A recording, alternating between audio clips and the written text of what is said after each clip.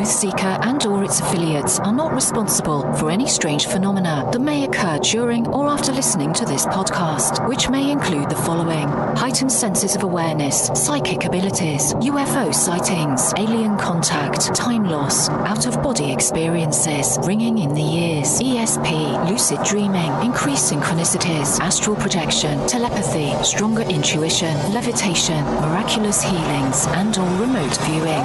Please be advised to listen at your own discretion.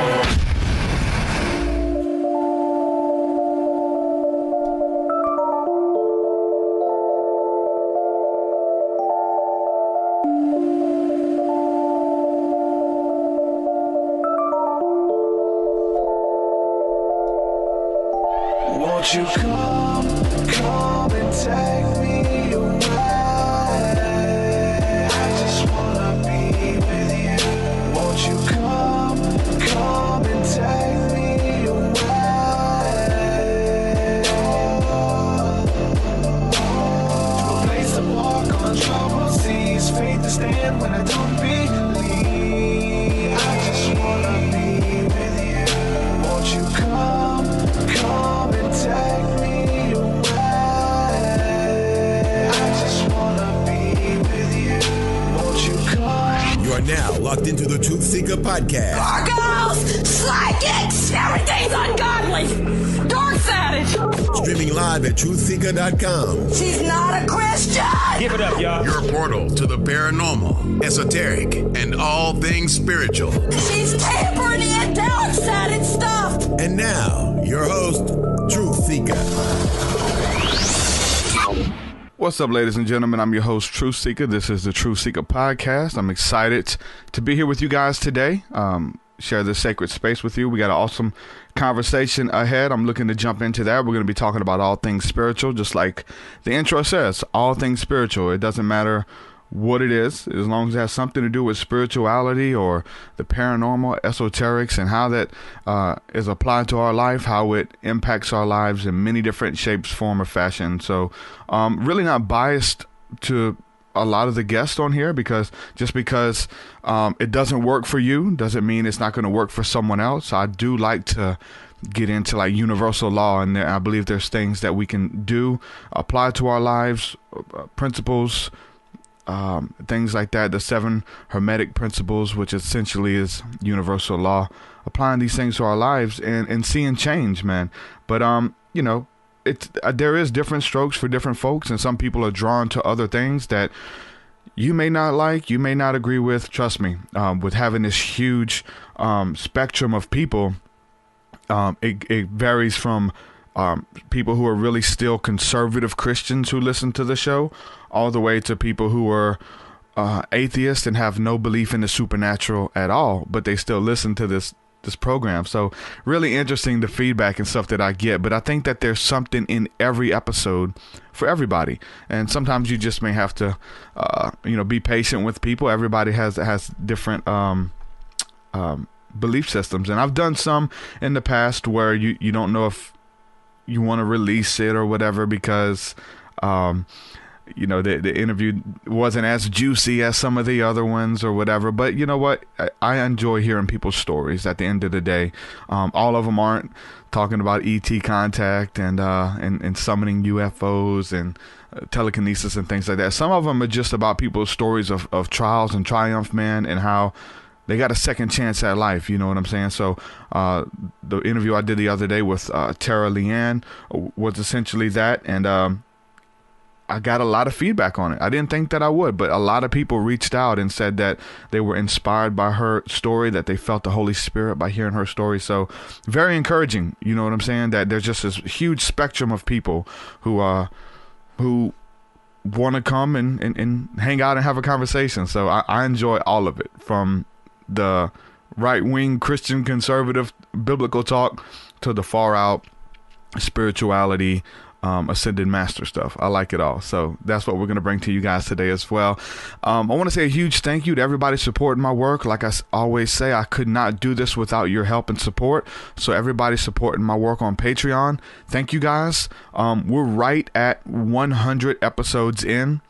And at this point, listening on live, the 100th episode will probably be released this Wednesday. And funny thing is, I'm almost at 100 patron supporters. So it'll be really cool to hit 100 and release the 100th episode as like a mile marker. I think that'd be really cool. So those of you guys who want to support my work, keep me on the air, keep me doing what I'm doing, please head on over to Patreon. You get a whole bunch of cool stuff. You get access to our private community. We do a Thursday night School of the Mystic session where it's essentially our community coming together, practicing prophesying over one another, practicing hearing the voice of the Holy Spirit, being sensitive to the spirit realm, that's stuff that's going on around us, and picking up on the energy, discernment of spirits. Everybody can access this stuff, and we're going through in this particular course that we're doing on Thursdays right now. It's basic training for prophetic ministry by Chris Valatin, and it's taking a biblical approach to the psychic abilities, essentially talking about prophesying and giving you examples where Jesus and the disciples and the prophets were able to tap into the spirit realm through dreams and visions and hearing the voices of God and of angelic encounters and things like that, and how to act on it in our personal day-to-day lives. So it's been really good because we've been studying that, we've been doing this course, and then we get into activation, where you're just learning how to see those signs and symbols and visions over someone's life and speak it out and bring forth healing in their life. Personal, safe environment to do this. So if you guys want to join in on that, you get access to that by becoming a patron as well.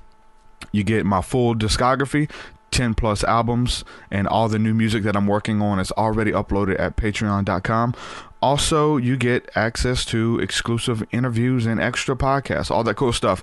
And you get to keep me on the air. You know what I'm saying? Like, I really appreciate that you guys find value in these conversations and this information that we're bringing to the table. It's helping a lot of people. So just know that you're not alone, and that should show you. Like, a lot of people who support, they feel like they have nobody to talk to. They don't have no like source of people to interact with, a community. You're not alone. There's so many people here, and it's cool seeing relationships being formed and being built, and other people raising up on their platforms and stuff as well through what we're doing here. So it's really cool to actually equip people and send them out to essentially do the same thing I'm doing. So it's awesome what the Holy Spirit is doing through this platform, and I want to thank you guys for supporting, because if you didn't, I couldn't do this. So thank you. I want to read off a couple names here, some of the latest patrons here. We have Trey just joined and became a patron. Eugene Hammond's a good brother of mine. He's come back on the patron family. Matthew Jorgensen, Thomas Dudley, Joshua Davis, and it looks like those are the newest ones. Joshua Davis, Ralston Gracie as well.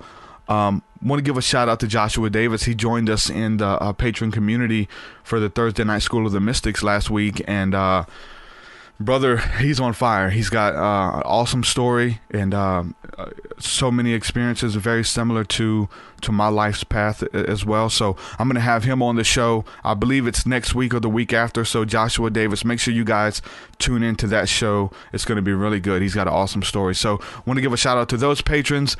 Also to someone, Lee and Bonnie Durham, have they've been sending donations every month too, so I want to give you guys a shout out.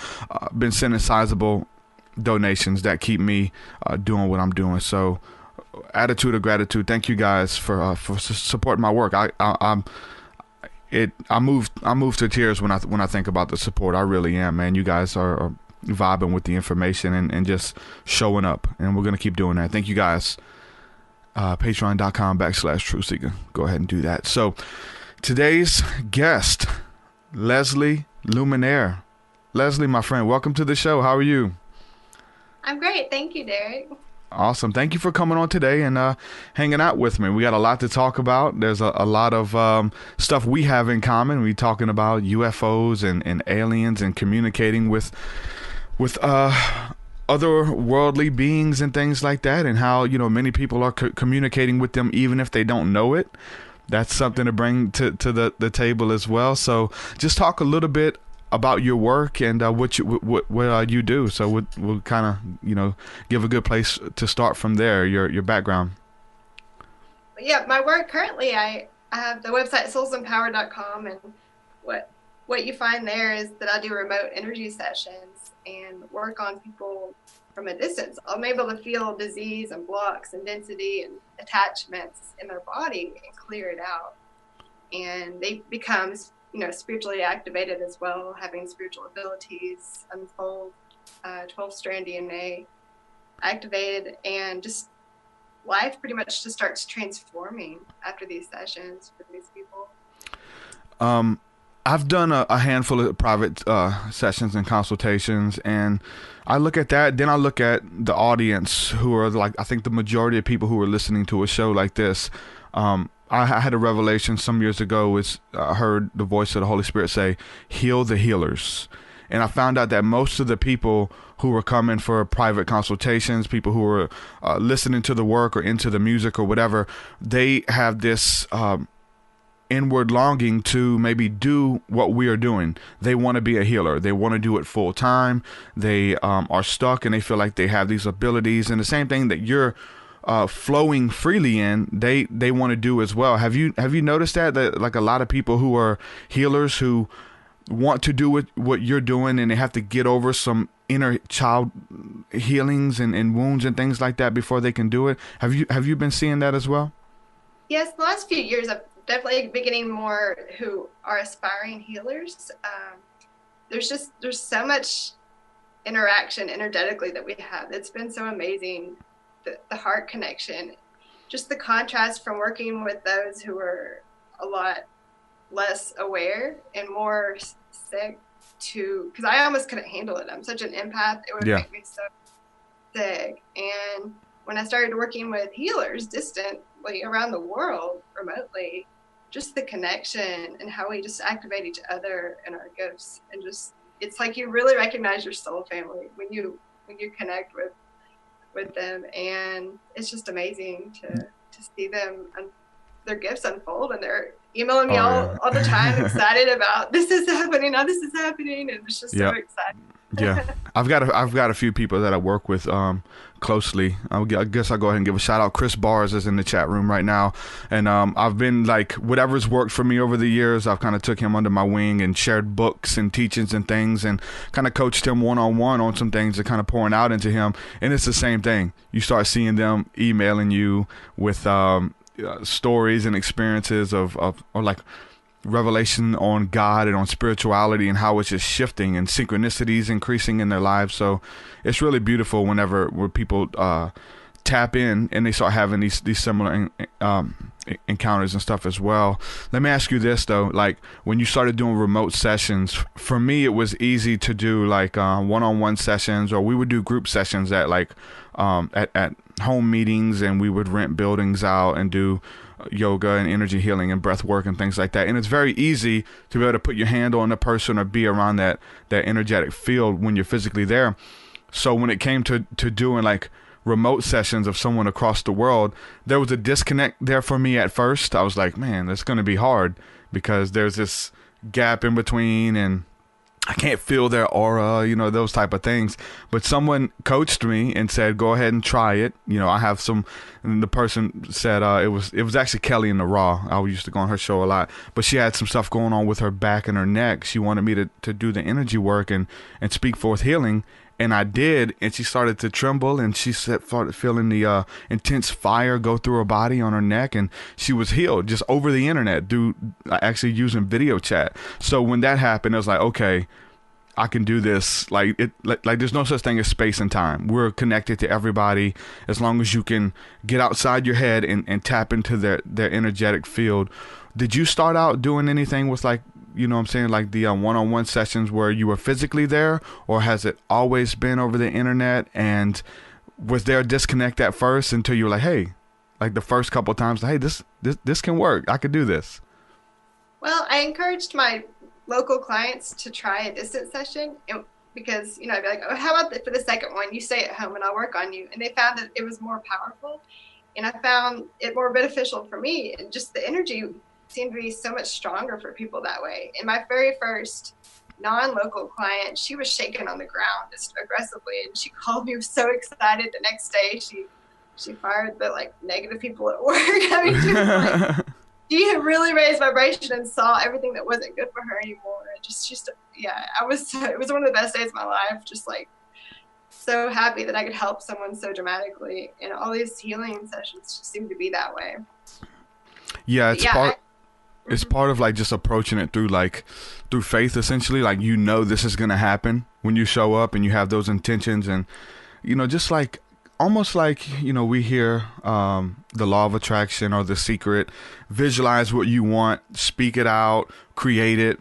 And in The Secret and stuff like that is done for like finances and life goals or parking spaces, you know what I'm saying? Those type of things. But even to take that to the energy healing sessions as well, to say, okay, this person is gonna, their life is gonna be changed after this conversation with me, that they're gonna get what they're looking for, they're gonna cry, or whatever they are looking for, they're gonna find it, and go in with that expectation. And then it starts happening. You start doing this stuff on faith, especially early on, because you really don't know, you know what I'm saying? You're approaching it, and then they start crying, you know, they start getting, like I said, childhood wounds dealt with and things like that over the phone or over a Skype session. It's really beautiful. Well, they actually feel it too. I mean, the other day, this lady got a session. I just thought, okay, I'm just going to sneak her a tiny bit of energy for a couple seconds. This was a couple days before her session. She emailed me saying, oh my gosh, you know, I've been covered in shimmer dust. What's happening to me? And I didn't know she'd feel it so strongly, just like for a couple seconds. So that was really shifted her. And I told her the session was going to knock her socks off. Mm-hmm. But yeah, I knew my whole life that I was supposed to do this. And I was very aware as a kid, even from the age of 3. What have you had happen when you was a kid? That's what we were talking about before we went live. Like, what are some of the things that piqued your interest in that? Whether you talk about being aware, like what were some of the things that were happening? It wasn't experiences. It was internal. I kept having this, so I was 3 and I went to preschool for the first time. But before I did, I felt I knew what society was. When I went there, it was not what I remembered. Like, it was, people seemed chaotic. They weren't spiritually connected. They just were just very disordered and rude and mean, and, you know, would lie. And just, they didn't seem very spiritual. And I was really confused because the society I remembered, we were all very telepathic. We had spiritual abilities. Jesus, what he did was perfect, like normal. We all were doing that. And so I was, you know, I would go back home and I would just talk to God, or what felt like God. I'd be like, what's going on here on this planet? Like, I was so confused. Where am I? What's wrong with these people? Why are they so, like, kind of like animalistic and chaotic, and not, you know, I didn't understand the wars and the whole, just how people were. And it wasn't, I felt like a complete alien, and I felt like I just wanted to go back home, wherever I came from. And, you know, I kept saying, you're here to teach them, to show them. I was like, yeah. And I would try to say things and talk about my spiritual abilities, and they would just, you know, they didn't want to hear it. And in history, they've taught you they killed Jesus, they killed witches, or anyone who had any kind of spiritual ability. Yeah. So I was like, what the hell? How am I supposed to get anywhere and teach anybody if they're just going to kill me, essentially? So I was, for 22 years, I was just kind of really depressed. Like, I can't, what am I supposed to do, you know?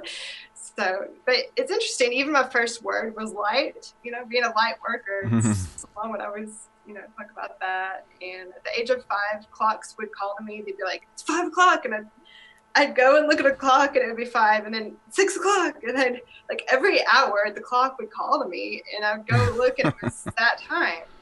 And, you know, I always saw myself instantly manifesting or knowing something would happen right before it happened. But all my wishes would just, like, come true. And I would talk to people. I was like, don't you see your thoughts, like, coming true all the time? And they were like, no. And so eventually I realized this was because my energy was very high. I could instantly manifest things. And these days I can do things like I'll walk and just these street lights will turn out at a certain point because of my energy field. And I can walk up to it and turn it back on in a couple of seconds. You know, I've got all this proof nowadays that the energy exists. And that's what I'm here to show and teach for those who are more dense and don't naturally have these abilities in a strong energy field that streams in source consciousness. Let's talk about that a little bit, because you do something, it's called electrokinesis, where you're able to kind of tap into electronics or mess with lights or shut off electronic equipment, essentially.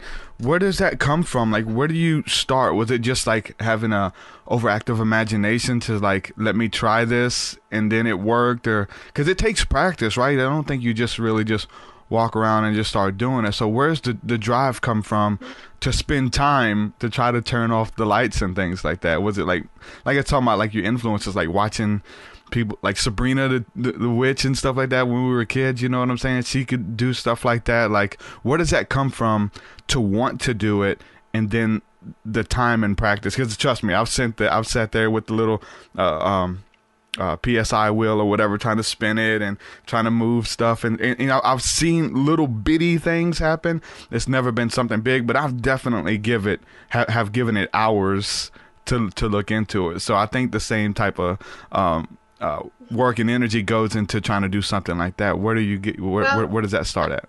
Actually, it's the exact opposite for me. So because I had this awareness and this energy, I was always turning out the lights. And when your energy field is really strong, like people who can see energy, they'll see me like as a spotlight, right? Or anyone who has a high energy.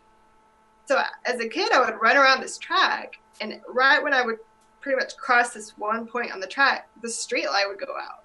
And I'd be running like, okay, and I'd go around, it would come back on, and then here I am again, and it would go out. I'm like, okay. And, you know, I went there every night, and it would just do that every time. And I was like, I hope no one sees this, because then someone's going to know I have these abilities. And so that's what it is. Your energy field, when it's strong, it breaks the circuit of the light. And then, like, for instance, my hand energy, I can beam it while it's out, while I'm breaking the circuit. I can send the opposite energy, and it turns on the light. So I don't do this stuff where you sit for hours. I don't have patience. I'm in Aries. Like I can't even do that for 5 minutes. I did that to my light over here. It's been out for 2 years. They've replaced the bulb. I busted it. I busted my electricity in my house. I had to have an electrician come replace the light and fix the wiring. Like I have to be careful what I do. And you've got videos showing that too, right? On your website. Yeah. I've got videos of the street lights and then the indoor lights where they're going out. Didn't someone come out and do a documentary on that as well? Or you were featured in something? Yeah, Ruben Langdon came out and filmed that, and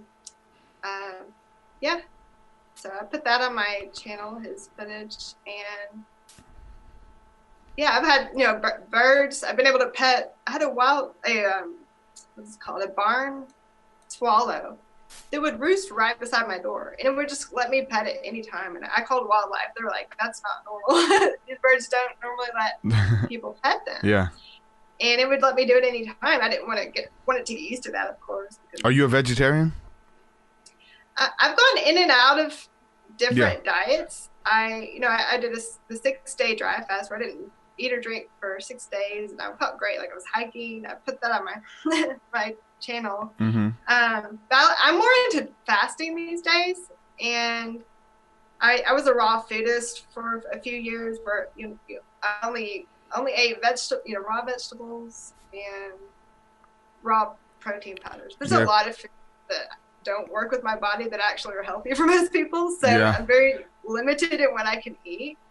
So, I kind of asked that because like people who are able to kind of go out into nature and connect with animals and stuff, they say it's something about like the animal knows that you want to eat it, or you're a meat eater, you know what I'm saying? So I didn't know if it was like having those encounters with something where you weren't eating a lot of meat at the time and that energy was off of you or something.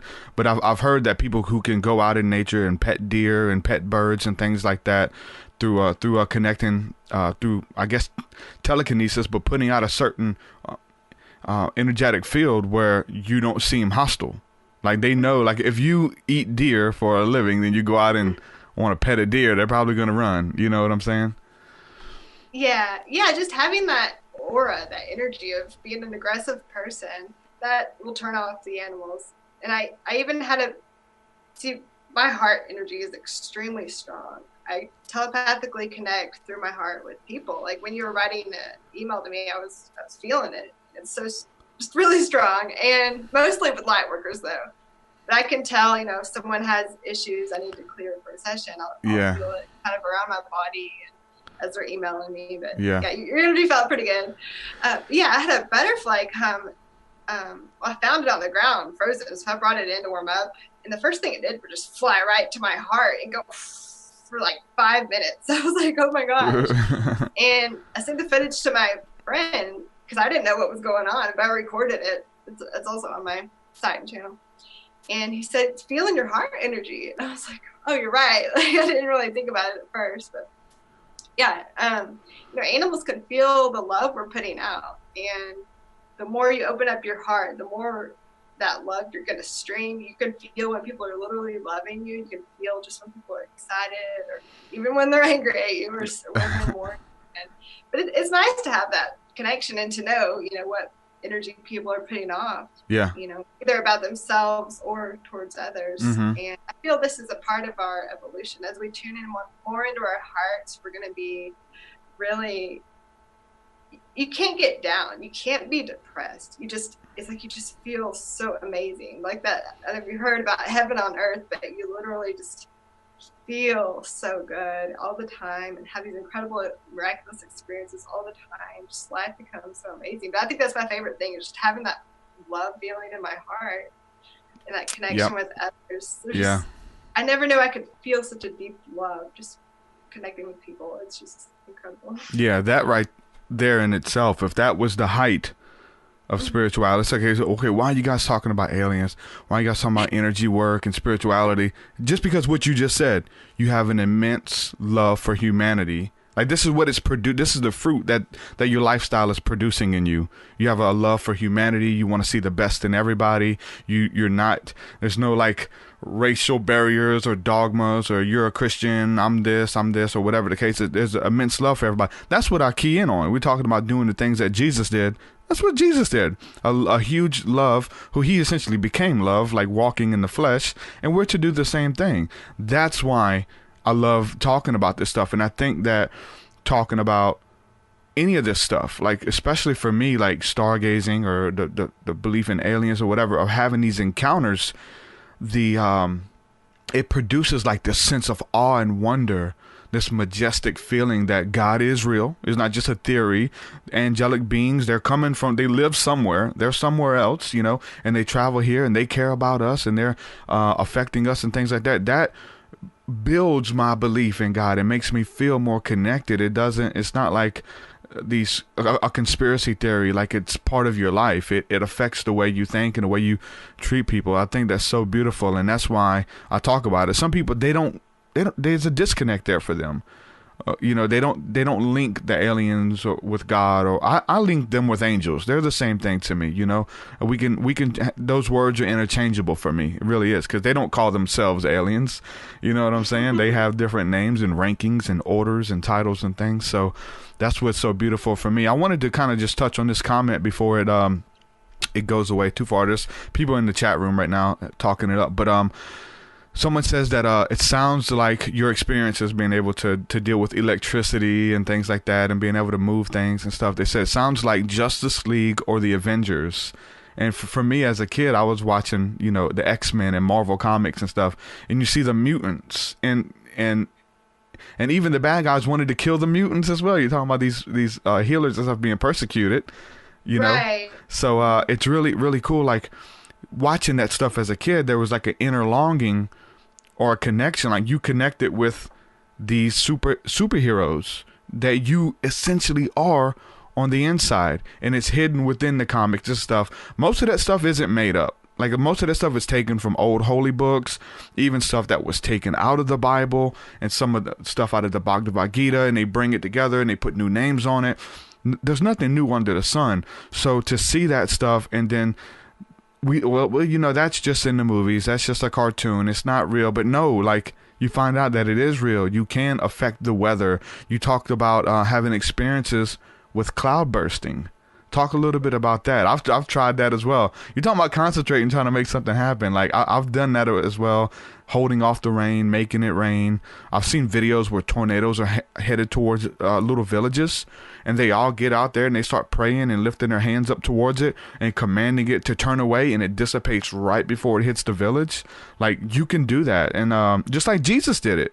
Jesus woke up, and when he was on a boat and the boat was about to capsize and the waves and winds were about to flip the boat, Jesus was asleep because he was in perfect peace. The disciples were freaking out. They woke him up. He got up. He rebuked the winds and the waves and made it calm down. And then he rebuked them for not doing it themselves. It's like, look, why y'all wake me up, man? Y'all could have did this, you know?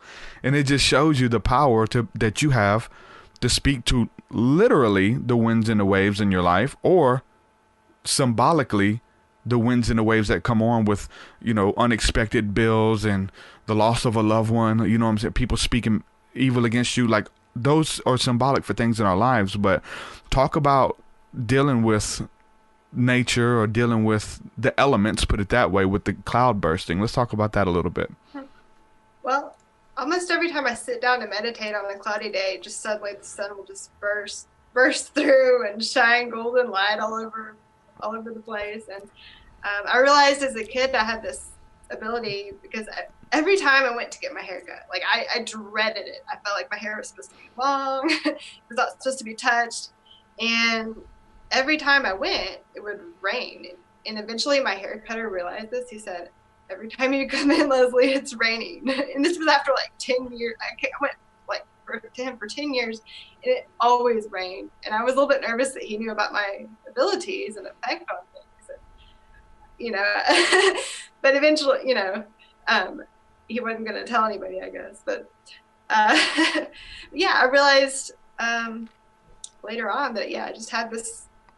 Well, I mean, I saw that I had this effect on so many different things. And that was one of the first times someone else saw it. I didn't have to try to convince anyone, because I never could anyway. Well, you just want to convince yourself first, right? Well, I saw it. I saw it my whole life. I couldn't really, there was no denying it. Yeah. And, you know, as a kid, I always had a strong connection with Jesus. Like, I felt like, you know, like I said, like, we were supposed to be doing these things, but it was just in me. I didn't really, you know, and like you were talking about the movies, I would see those. And even as a kid, it's like, I'm like a superhuman, but no one knows it. Like, I knew it. I felt like a superhero, like you were saying.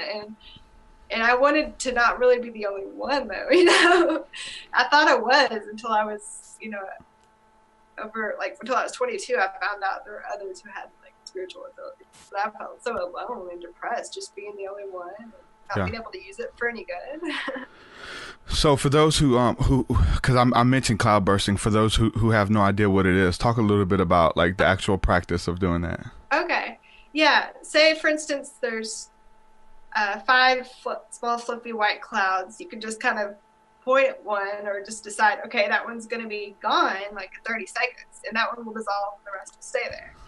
Now, I've done this and demonstrated this, and some people told me they could kind of do it, some people could do it, and some people couldn't do it.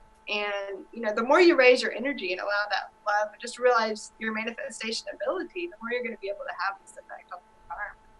You just have to release your blocks. And that's what I help do, you know, in sessions as well. Just, like, release people's limitations and help them to remember their power. What is soulmate energy? Well, besides, like, our connection with light workers or with other people, I find sometimes you'll stumble across someone that you feel that, but it's like 100 times stronger. You just have this connection that, like, for instance, we have relationships these days. They're very 3-dimensional. They're, you know, you go out on dates, you think the person's really good looking, so you're like, okay, you want to ask them out. And I mean, it's just so shallow. And when you, like, for me, I communicate with people so much distantly. And when you have these experiences and this connection with people, they always know, like, you're so telepathic with energy. Like I was saying, you can feel how people love you and when they're thinking about you. And just, so in terms of, like, the intimate side, it's just like hundreds of times stronger. and they don't even have to be there. You just have these experiences with them that is just incredible, and it feels like what it should actually be.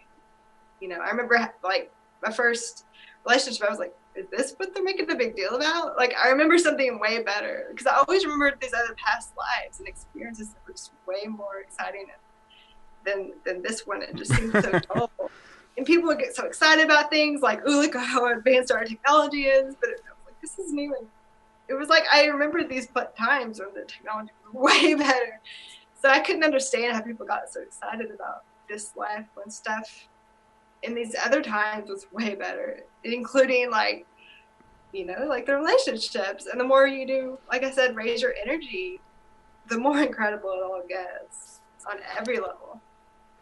Yeah. And yeah, like I said, with the 6-day fast, like you're fed. Like I literally taste, I can tell who I'm feeling just because of like the taste that I feel from my heart, like the way their energy interacts with my heart, and they kind of have a certain taste, and I don't know if I can say smell. It's like I feel them in my lungs, not necessarily going up to my nose. It's interesting. Yeah, everybody's different, and you talk about like having a problem like early on if you don't understand what the energy is and how to deal with it and how it's coming in. Like it can be overwhelming. Like you're talking about. That's why I love doing this show, because I'm essentially creating a platform that I needed when I was going through that stuff. Like I needed somebody to talk to. I needed to have a show where I can call in, you know, and talk to people who I have access to. I'm in a Bible Belt, so there's no way I can just go to random. I've tried going to the pastors and stuff like that. They have no idea, honestly. But that stuff, it can be overwhelming. You're saying if you're walking into Walmart or any grocery store and you can suddenly feel the intentions and the thoughts of the people who are shopping as you get close to them. As a kid, that's overwhelming. I went to visit my brother in prison. I talk about this, and it happened to me at when I went to visit him in jail. All of these inmates and convicts, like I knew why they were in jail and some of the things that they have done, and it was overwhelming. I thought I was judging them, you know. I didn't know what it was until I did more research into the prophetic and been able to discern spirits, is what the Bible calls it. Discern the spirits that are on people, the things that they're involved with, or whatever the case is. It could be overwhelming. Was it ever, because you said a lot of this came natural to you as a kid. I mean, if it comes natural, you kind of just think it's second nature, or essentially first nature in your case. So did you ever come to a point where it became overwhelming, of you just have to like try to turn it off? We talk about being able to turn it off and turn it on and tap into it. Like you can actually do that. Have you ever had those encounters where it was just a little bit too much and you have to kind of I was into a lot of crazy stuff. So I opened up when I got in. I really got into like spirits communicating with me. There would be times where I would be eating dinner with my wife, and I'd have to leave the restaurant because I could hear all the conversations and I can feel spirit. It was just insane. It was like schizophrenia almost. And there's a lot of people diagnosed with that or being bipolar because they're influenced and swayed by the different energies and spirits. There has to be a way to control it, or to discern it, or to turn it down at a period of time. Have you encountered anything like that? Yeah, I have definitely always felt the energy of people in crowds. And I think just sending out love, that really seems to make it a positive experience. I don't know how to just feeling the love, the gratitude for life and for the people you're around, and just sending out that healing energy. It doesn't affect me like it used to. I used to hate being in crowds, like you were saying, going to the mall. I could just feel like these giant egos, and I was really bothered by people and the density here. But you know, nowadays I feel a lot better. Yeah. I think it's just sending out that love and having that heart energy. Oh yeah, it is something that I think kind of makes you thankful and gives you a sense of awe and wonder that you have these abilities and stuff. So learning how to control it definitely helps, especially with being grateful and stuff like that. We're talking about discerning spirits, and you were mentioning like doing interviews or dealing with certain people that maybe I should stay away from this person. They're like condescending during our conversation, and I know they don't take me serious. And there's all types of different people who have like different ulterior motives and hidden agendas and stuff. And you have to play off of discernment. Let me ask you this. Have you seen people like that who are leading like masses of people, whether that's a pastor or even like people in like the light worker realms and stuff? Who I know people who have Facebook pages in like the hundreds of thousands, like 400,000 likes. They spent money to get those likes up, and they have a huge influence. But these people are dirty. Like these people are, they are in it for selfish gain, crazy. And there's a lot of them out there. You can feel it, but being able to sense this, sometimes people can be the only one who can sense it. They don't have much proof, but the other people can't, and you can. And there's a sense of, you get kind of distraught. It can lead to depression when you see people who have these big platforms and you know that they're lying, that they're in it for the wrong reasons and stuff like that. Yeah, that's what I actually don't watch many YouTubes because of that. I'll watch someone and I'll feel them, and I don't understand how all these people don't feel their energy they're giving off. And like our president doesn't have very good energy, and he's spewing that all over the place. And also he's, being sent energy from so many people. So even if you're in the public eye, like you have to kind of stay calm and clear. It could be, that was a little bit of a struggle too. So it goes both ways. But yeah, if you just keep pouring out the love and the light, you'll stay, pretty clear. But yeah, I definitely agree. I was just talking to someone about that. And, sometimes when I find someone sends me lower energy, it's often just programming. They've been programmed by some kind of belief system. Yeah. Like they like everything I say, and then I'll say or do something that, I feel energy. So it's based on love, but they don't feel it like I do. And so because of this programming and demonizing, they'll attack me. And I'm like, you're not understanding. Like UFOs, I have had the most amazing, loving connections. Like when they go by and they're sending massive love vibrations, and you're seeing it, you're feeling it. My friend's next to me, and we're like, oh my gosh, it's like angelic, like you were saying. And people who don't feel energy can really attack this stuff because of the programming. Like you were saying. Yep, the programming of thinking this is that we sense it and we say it's angelic and it's beautiful and sends forth this awe and wonder, helps with creativity. You know what I'm saying? I look at my music and stuff and the levels of creativity that it's kind of unlocked in me from having these encounters and stuff. But then other people, it's the opposite. They're scared, they're fear, and I dealt with some level of fear just because of the programming of watching all the abduction movies as a kid and things like that, And so when I had encounters, I'm like, oh Lord, they're gonna take me. You know what I'm saying? Like I hope that they're good. I'm praying for good stuff to happen, and then they come, and then it gets real. Like, oh Lord, what if they take me? And they don't bring me back, and they do experiments on me. You have to move past that kind of stuff. That's the fear. And the programming too.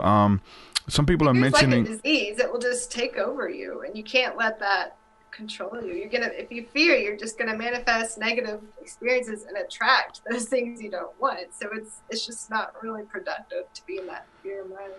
Now, I know that's why I could never watch those things talk about abductions. I'm like, I don't want to attract that. Yeah. And I saw, like, right after I would watch a scary movie, I would just happen to go to someo's home and see a dark thing in the room, and this other person saw it too. And I'm like, okay, I've got to stay in a positive vibration. I can't be thinking or fearing these things, or it's going to manifest. So people, please get out of fear. It's not productive. Drawing that stuff onto yourself. And so people are mentioning psychic attacks as well. Whether that's done intentionally, like someone doing a ritual or a spell or something, sending bad vibes your way. Being empathic, it can be hard, because you by default can feel it. You can feel when people are talking about you, when people want to harm you. Like, you literally can feel it in your auric field, in your body. You're sensitive to it. You have to learn to deal with it. I felt that coming when I was leaving the like regular Christian church, like the evangelical Christian church. On my way out, like, I felt the backlash and stuff. Like, you're talking about when one person is talking about you or gossiping, think of a whole congregation of people making an example out of you and like tying you into their sermons and about falling away from God and just all kind of crazy stuff, and then hearing it from other people, like that was overwhelming for me, like having all of these people do it. But you have to learn how to deal with that stuff and where to send the energy and how to go to your secret place, your quiet place, to get with God, to get with good energy. You know what I'm saying? If not, you'll just be kind of like pushed around by the winds and the waves, and anything. Somebody don't like you, it hurts your feelings. Somebody sends you a bad email, you're depressed for the day. You know what I'm saying? You have to know who you are. You have to know your identity and be confident in that. And you have to know who you are, or they'll be able to actually tell you who you are. And especially if you're trying to do this stuff in the public, because the bigger of a platform you get, the more of those people who are going to be jealous of your platform or feel like they should be doing it and not you. And then they're doing articles on you and doing videos on you and stuff like that. So you have to get ready on how to deal with the adversity that comes through gossip or psychic attacks as well. People spreading rumors and all kind of crazy stuff. It comes with the territory. Right. In healing, it's somewhat beneficial to be able to feel what someone's going through, and so you can target, you know what to help them with. But yeah, I mean, a lot of people can, because I know a lot of healers, and it's easy to get overwhelmed, man. They can help people. They can help people come out of adverse situations and help people find miracles in their own life and create miracles. But then when adversity comes towards them, they're distraught, and they freak out and they panic and stuff. And I know people who do that. I've done it. I still do it at times. You have to check yourself. It's not always easy. But you have to go back to that, what I call the secret place, and what Jesus called the prayer closet, getting alone with God, or it's symbolic as the cave in the Old Testament, where David would run from his enemies just to be with his Creator. You know what I'm saying? So, like, I think we all have to be able to do that, especially in times of attack like that. Finding that place to go to, because it can be overwhelming if you're not used to it. And it's gonna come. It's not like it's not really if, but when, right? Well, I've noticed it less and less. Just the more you get in a mode where you're sending out unconditional love, that's what's going to come back to you. So I've often noticed if I put out a thought, a frustrating thought, or felt too stressed and got into that, that's when the things would come at me. So just putting out love and just letting everyone know how much you do. You have to stay in that, yeah. Yeah, and like I'm just doing this to teach. I'm not trying to be like, it's not for me. It's just to help people. And I think healers they are very sacrificial. Like, you go through so much difficulty, so many struggles to be able to do this. And it's not even for you, it's for the people. So. Yeah. I noticed that that kind of stuff comes during times of transition. And that's when it's kind of like the rockiest or the hardest, and kind of can produce the dark night of the soul. It's during a transition, because you're moving from one level to another, and it's unfamiliar. You don't know how it's going to be. You don't know how to transition from that.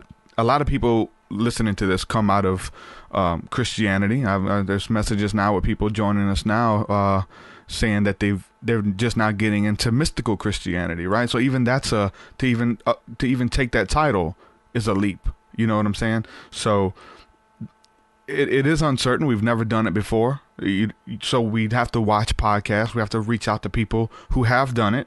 It makes it a lot easier to not feel alone when you know you got other people going through it with you. But let me ask you this. So, because you come from a different perspective and you seem to kind of take the high road the majority of the time in life, did you ever get into a dark place that was like seeing the good in everything? So now you're sending love, you're sending positive energy, you think the best of every situation, every outcome. That comes with the territory. Like, that's our goal, right? You're doing that. Well, yeah, you learn to do that. Yes, it is a process. Yeah. Well, was you ever into the negative stuff, or like studying the Illuminati, or everybody is like looking for the negative and stuff versus looking for the good and stuff now? I mean, as a kid, I like to look for ghosts. That I didn't want to study any or attract anything super dark. I never really went into dark arts. I've been accused of it all the time. But I'm like, I feel energy. I would not want to like mess with anything, you know. Not to say I had never attracted anything. It's possible, because when I went through my, like I said, I was pretty much born awake, but I went through a transition in order to, you kind of have to be torn down, and you go through this sort of like a hell period where you have to, where everything in your life is taken from you. Your friends turn against you. You lose the person you feel like you're supposed to marry. Like your family isn't there for you. Like people are trying to kill you. Just like your body is falling apart, and you feel like a 9-year-old dying. I mean, it could just get so, like you'll lose your job for really bad reasons, or for like unfair reasons. Just like everything happens to you at once, right? Just like the rug is pulled out from under you. You're here, and the life you finally started building and getting successful at is just like nothing now. And you have to, we go through that in order to learn how to build our spiritual gifts, because it's not about the physical doing, the 3-dimensional process as we're used to in density. It's more about the manifestation and using energy to create and attract what we want, and to build it on a lighter vibration in a way, and really, sit still, go through that hermit phase, and see how your thoughts and energy manifest the reality in which we're in. And that, raising levels, each time you ascend, you're like, okay, I'm making progress, you're making progress. But each time you make a step up, you realize, well, the friends you just made, your new spiritual buddies, they don't come up with you each time. And you have to be like, okay, you start to realize they kind of start attacking you when you're up here. And they're like, oh, Leslie, you just raised vibration. Like they're not consciously aware of it, but they'll just start trying to bring you back down by attacking you. And you're like, what's going on? So every time you do shift, you have to learn to let go of density, the things that are no longer serving you. And like that, at least for me, I always ascend too fast, and I have to like keep letting go. Sometimes it's really sad, but that's just, it is sad when it comes from those who are close to you, because I noticed that, and you can expect it from the strangers, but when it happens, by the friends, it's a little bit harder pill to swallow, especially if you're like coming up with somebody, you're on the same level, same playing field, and then something happens for you, and then something else happens for you. Opportunity, being consistent with your platform, you build it yourself, and that person's like, hey, I should have been the one to get that promotion. I should have got that. And it happens on the job, when real promotions, I say real promotions on like the financial side with the job, and they start lashing out, and they start attacking, and they start backbiting and gossiping and trying to find ways to bring you down and things like that. So when it comes from the friends, it is hard. I've had it happen many a times. I have like deep friendships with people, but from time to time, it's like I have to cut them off, because they'll lash out. Like stuff they did years ago, they'll come back out, and like it's usually the conservative Christian friends, because that's just the people that's my past, and they're kind of working with me where I am, and then all of a sudden they'll revert, like do stuff they did 5 years ago that made us cut off our friendship. You're this, and they'll just lash out. It's like, oh my goodness, I can't deal with you anymore. There's no grace there, and it hurts when it comes from friends. But you have to learn to forgive, and sometimes that helps them if you want to bring them back into your life. But if they haven't changed, you just have to. Yeah, this person particularly made a lot of strides, and I was excited, and we were building. I had them on the show, podcast, made a lot of strides. But then if you would say something that they didn't like, they would go right back to that fight or flight thing, and I could see that. I was so happy for the progress that they've made that I kind of set myself up. And that's what I talk about too, like being able to see the potential in people and see the good in people, even if they're in a bad spot. That's being able to kind of see someone prophetically and see like, okay, you're in a bad spot right now, but I can see you a year from now. I can see you 3 months from now, or a week from now, where what you're going through, you're not even going to remember it. You know, God has great things in store for you, and I'm going to help you achieve it. I mean, this is what we do, right? So to be able to do that with people who don't want it, you know what I'm saying? That could be a problem. We're trying to help people who don't want to help themselves. We fall victim to that and so seeing the good in people sometimes can come back to bite you, you know, but we still do it regardless. And you got to roll with the punches to be able to even see if this person really wants it, or do I want it for them? You know, there's people who love their addiction. There's people who love their hurt and their trauma. It defines them, makes them who they are. It's a sense of comfort. It's a sense of identity, and they don't want to give that up. They might not even know that. That's just the program that's there, you know?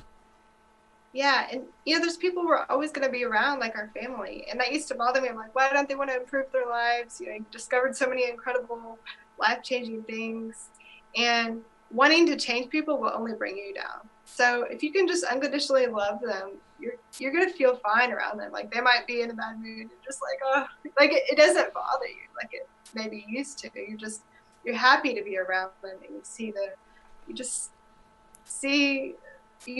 for them, and they're just, you love them for where they're at in life. And yeah, because I remember it used to get to me because I wanted to help them, or their energy would somehow, just help in that state of love. Yeah, I did that when I was in Christianity. Like, it was a legit thing at first for my friends and family. Like, if you feel like you have the answer, you know what I'm saying? Like, hey, I found it. This is what you're looking for. Get it. I'm going to give it to you. Like, nah, I'm not ready. No, you need it now, bro. Trust me. You know, and you're going around, doing that. And so I did that in Christianity. And then my goal was to try to convert people, or to change the way that you think over to mine. But there's a level of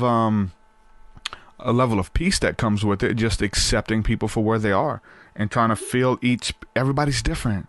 Like, some people, if we mention religion, we mention Christianity, like, they're good there right now. This is what they need. Maybe for years. They may never, like, come to the things that you're into. And that's cool. Honor them, be grateful for them, and try to find a level playing field to build with them. You don't have to force your beliefs or opinions on anybody like that. And that goes for the Christians. Don't do it to us. You know what I'm saying? You got to be able to understand, like, that you can deal with all men. There's a beautiful scripture in the Bible where Paul says, I have become all things to all men so that I can win some. He says, to the Jew, I became as one who is under the law, as, those who are free and under grace. I've been there with them. And I've seen that as part of my life. Like, I've been able to deal with all people where they are and not be offended, and to have a legit passion or understanding for who they are, just for them being them, whether you believe in what I believe in or not. But find the commonalities to build upon. The people I used to work with on the job, all we could talk about was like football and sports and the weather. But I got to a place where I was okay with that. They may never want to talk about UFOs or aliens or spirituality or Jesus or whatever, and that's okay. So you have to be okay with that and be able to see the potential in people. If you see the greatness in them, if they're giving off something that lets you know that they want something more out of life, but to try to win every person over and try to take it personal when they don't affirm you or your belief, you have to be careful of that. Mm-hmm.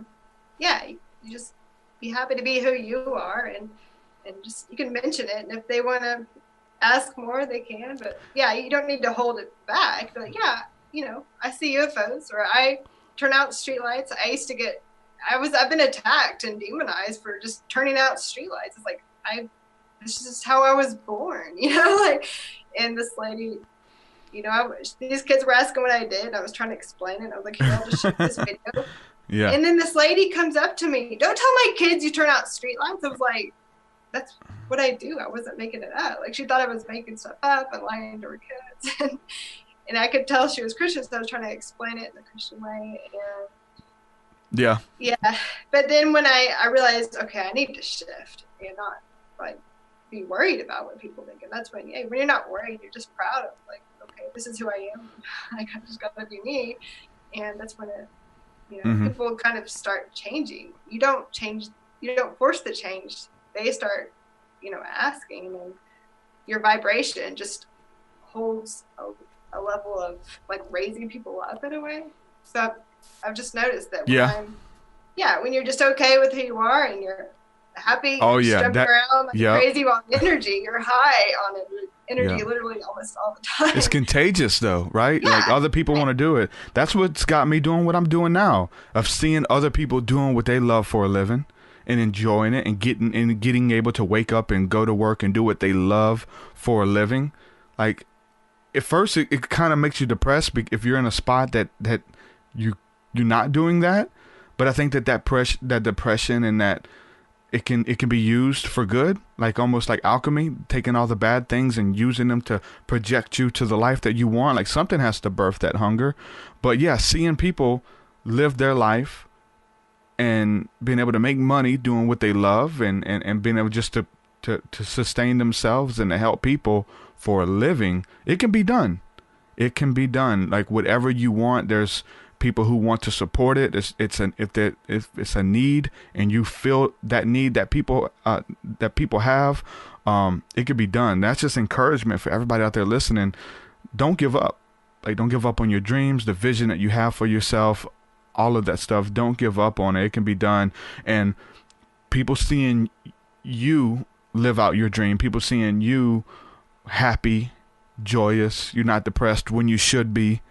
Why are you joyful? Why do you have peace when we're in a time of war and you're okay with that? You're in peace. You're not depressed and stuff. You're not freaking out over everything that's on social media where they're trying to like program us and stuff like that. Like that's contagious. Like other people want that. And so that right there is the perfect catalyst. You being who you were created to be and that's the biggest thing, of being okay with who you are and not having to pretend that, no, I don't turn out lights. I went through that, like coming out of Christianity. I was like, I don't believe in UFOs. Like I was trying to go back to them to get them to accept me. I don't believe in this. I don't talk to psychics. I don't, all of this kind of stuff, We're here to be happy and joyful and childlike. And the more you do that, you won't get sick. You won't have disease. You won't, even if we believe in, energetically storing our problems in our body, that physically manifests injuries and problems and things happen to you, which people think are coincidence, which don't seem like it after years of my work, right? You won't have those problems anymore. You won't need to eat as much because you're lighter. You won't need to sleep as much. You're just buzzing all the time with this joy and love, and it's like we're just going back to a state of almost like perfection, or going back, because I've gotten some messages like before the fall that we were in a state like that, and that's being repaired. Yep. That's good too, because symbolically, like Jesus is called the second Adam, and you mentioned the fall is just perfect, because where Adam, whether he's a real person or it's just symbolic for something else, whatever, that's debatable. But Adam in the fall, whatever that was, brought us into a lower state of density, introduced sin into the world, or just the knowledge of addictions, or that we're separate from God, or whatever the case is, right? Sin is to miss the mark. Like you're meant for perfection, but you're settling for less. Like there's so many, and just the word repent was used is to have a change of mind. To have a total change of mind, a change of heart. So where Adam represented the fall, Jesus is called the second Adam, that fixes, all the wrong that he's done. And so in Christ, or in love, Jesus is also a representation of love, perfect love. You're talking about love without judgments, or love without reservations, just a universal love for everyone, regardless of anything. That is like what's healing us. That's what's moving us to experience life the way it's supposed to be felt and experienced, without the sin, without the judgments, without all of that stuff.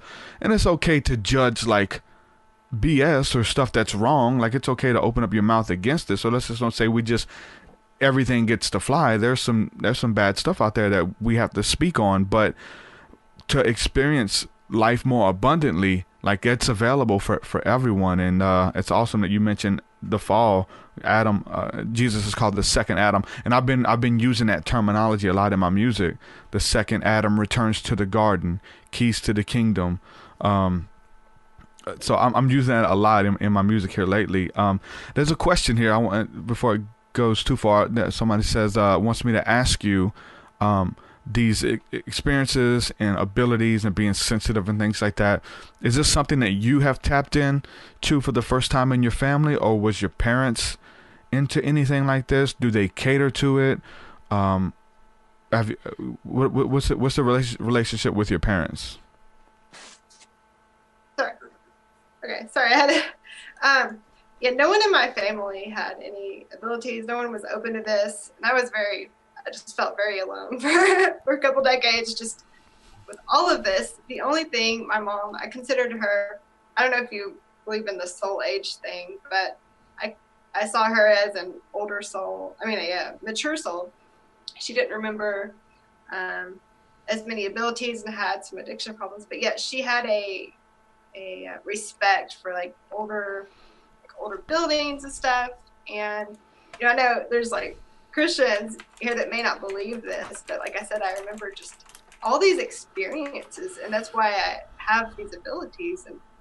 And so I just kind of, when I went to a Christian school for the first time, I was kind of shocked. I was like, why aren't they talking about before this life? Like, because I have all these memories. Why are they not talking about that? And, I remember hanging out with Jesus, and I remember hanging out with, or just doing all these different things that I just could do instantly this life, and I never had to work on it like I saw other people need to. So I asked her, like, do we believe, or what do you believe, what we were before this life?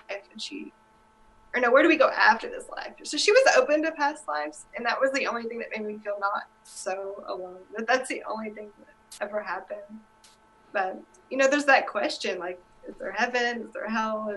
Do we turn into ghosts? Are we reincarnated? Like, what is it? We have people kids who talk about their past lives, and then they find out that, well, you did the research. They knew the exact town they were living in. They knew how they died. They knew their family members. They find that situation existed. There's thousands of cases. Yeah, that's really weird. Yeah, and they like all go to historic places and just feel spirits walking around. But I don't feel them at my place or ever for a long period of time. So it feels like there's souls that are, in there's between, mediumship. Like I've done mediumship for people, and I don't really like to, but it was accurate. Like I could talk to these who had passed on. But they were so loving. It was like they were the same exact. They felt exactly like someone who was alive, like how I work with the energy. So I don't know if, I was just talking to them from heaven or how, but they were just smiling and sending so much love, and they were just showing me what they did for a living. I told them, but I don't like to do that really. That was just the people that begged me to do it, but it wasn't what I expected at all. It was just pure love. Yeah. That's awesome. Wanted to ask you too, because you mentioned technology a while ago, and I was going to use that as a bridge, but we mentioned like advanced technology and how it could have been here at one point, whether it's Atlantis, Egypt, or Luminaire, like having this advanced technology. Still, they're finding advanced technology for them that was there that they're finding now, and still don't even know how the pyramids were built. Like, we don't have the technology to build those now. You know what I'm saying? So talking about technology and where we are, I was in this state for a while, getting into spirituality that brings you closer to nature, wants you to go outside more, put your feet on the ground, connect and things like that, which we need to do. But I was kind of in this realm that, like, I didn't like technology. I didn't like the fact that Facebook is mimicking the fact that we already are connected spiritually, and how we can tune into one another's energy and check in on one another, and it's mimicking the social construct, and it's taking place of the social interaction, this social media, and understanding Kali Yuga, where man would use technology to fight against God. I was really standoffish against it, even though I used it and stuff. But now I'm more at the point where I love technology. Like, I love to see the advances in it. And I've been messing with people because in the conspiracy realm, which kind of merges into some of what we do, people are talking a lot about Alexa. Stay away from Alexa. Don't get an Alexa in your house. And I like to mess with people. It's like, hey, I got 2 of them in my house, and I love them. That's awesome. To be sitting around. Yeah, I could say, Alexa, play this song by so and so, and it'll play it. Like, I love music so much, especially going into the deep catalog of music from like classic rock from the 70s and some 80s music, and I'm like, hey, play this song, and it'll just play it no matter where I am in the house.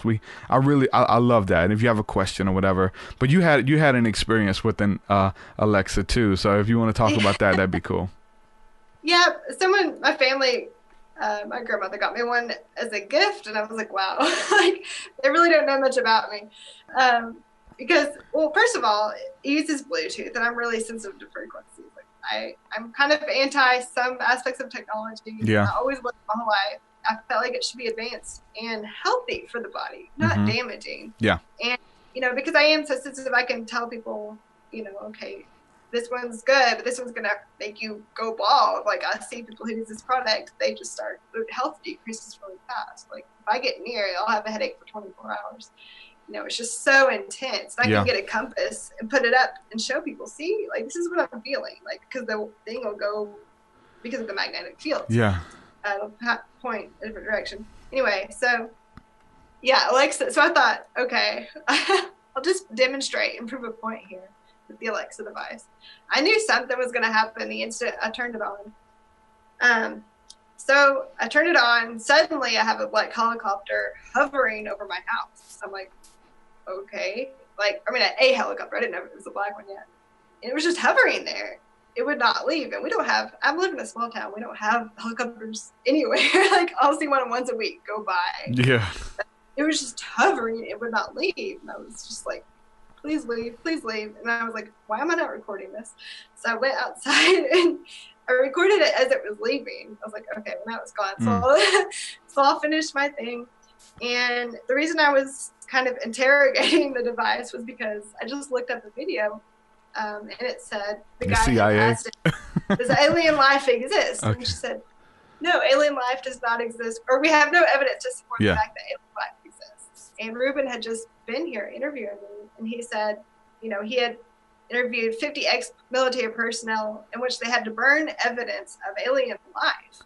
In the United States, everyone knows that they exist. I put my recordings of UFOs up a year before NASA finally shows one and stops cutting the feed off of them. I mean, we've all been seeing them, recording them, and everything. So anyway, I asked Alexa, instead of saying the exact same thing that she told that guy, I forget, like, she didn't say, like, she didn't understand the question or something like that. But she didn't say there's no evidence to support the fact that alien life, exists. She gave you a different response. Yes, I was like, there you go. You can't lie to me. It's kind of weird that, like, I'm drawing a connection here.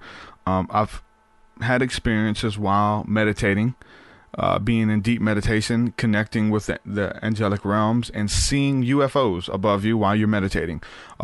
Somebody I look up to, James Gilliland at the East City Ranch.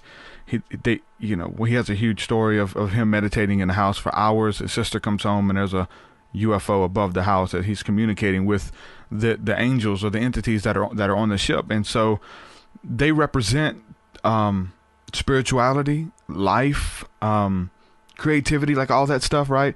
And then on the opposite, the demonic encounters aren't the UFOs that show up. The demonic encounters seem to be the black helicopters that are showing up when people are meditating or people are trying to connect with the ETs, right? I had an encounter where we went out.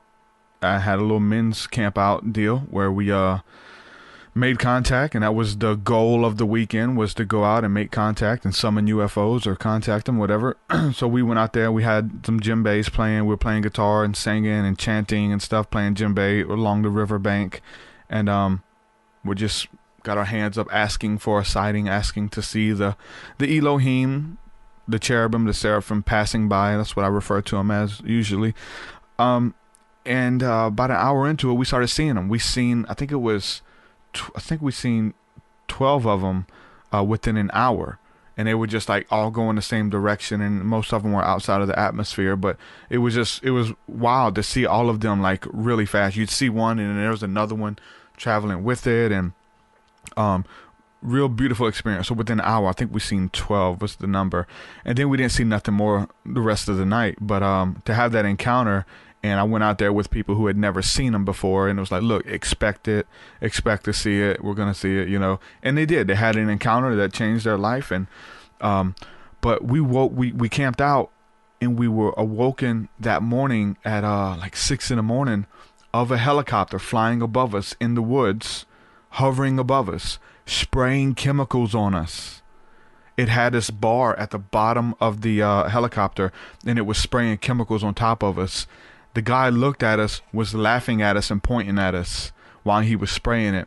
Then he would fly off, and I don't know if he would go get some more chemical or what, but he'd fly off, and then he'd come back, and it tasted like poison. Like, we could taste it and smell it.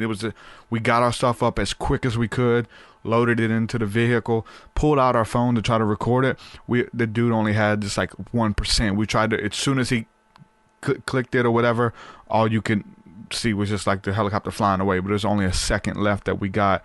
But that was insane to have this crazy UFO encounter that night, and then that morning be awoken to a black helicopter spraying chemical on you. And the guy, it wasn't like he didn't see us. He was down low. He was right above the tree line, pointing at us, laughing, and he was wearing military garments. Like, that's insane.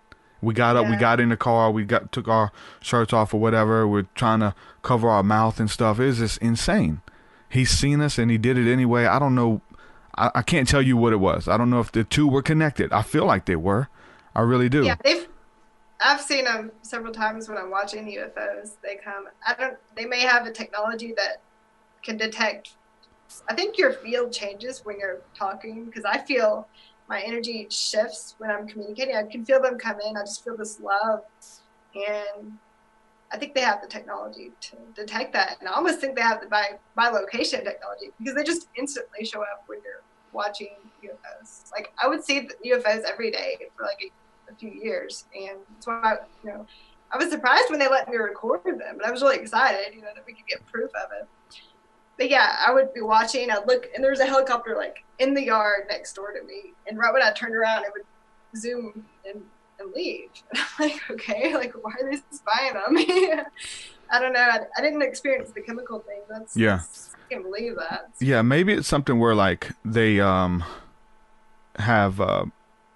where there's an area that has increased sightings. Maybe they go investigate that. Is someone summoning them? I mean, obviously they got to know that this is a phenomena, that you can actually go outside and do this. There's people who are going outside and praying, lifting their hands and fasting, and these UFOs appear.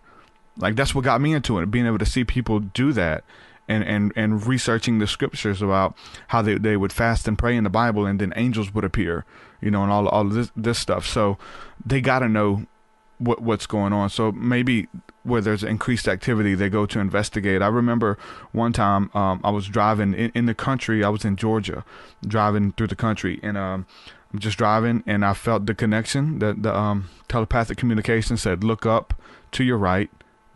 I'm right here. I'm watching you." I looked up during the day. There was a craft there, and it was the sun was glaring off of it. It was shiny, and then it told me that it's going to have to go because a jet was coming to scare it off. And I looked over, and a jet was headed straight towards it.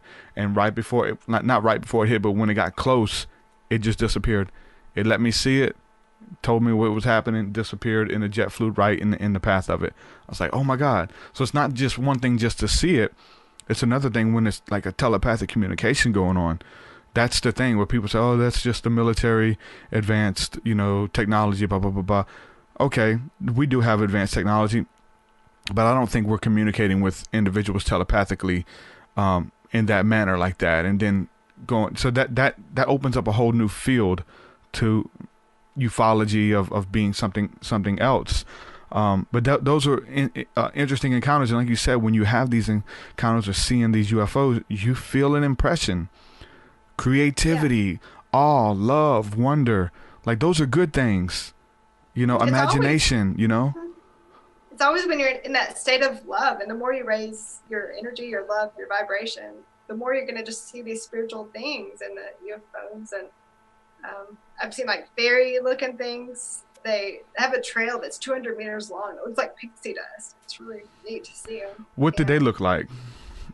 Yeah, like I said, they fly about the roof height of a house, and it's not a straight trail. It's kind of random, but it's about 200 meters length, like I said, and kind of just looks like pixie dust, like a fairy would make in the fairy tales. But you see it for real, and it's always when I say, "Can I see a fairy?" and that's what they'll see. Yeah, I know, right? When you put the intention out there, and you want to communicate, you can see whatever you want. Like there is a place of imagination that has to kick in, because you have to say, okay, if this is real, let me see it. And then guess what? You start having encounters, whether you will it to happen or what. But I feel like everything is real.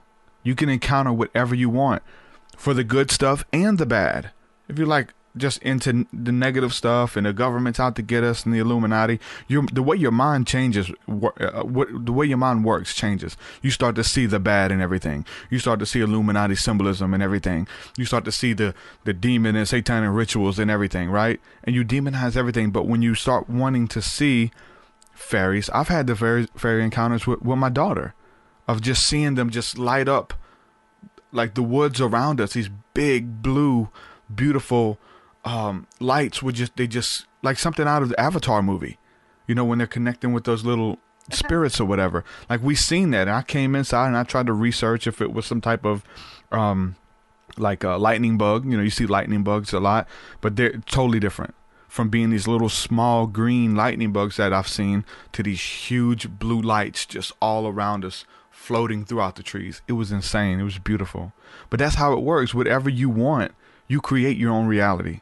If you want to do this, if you want to see this, if you want to communicate, there may be a process from having the thought and then the manifestation, right? You have to act on top of it. You're not going to see you can't just say, I want to see a UFO and then don't go look.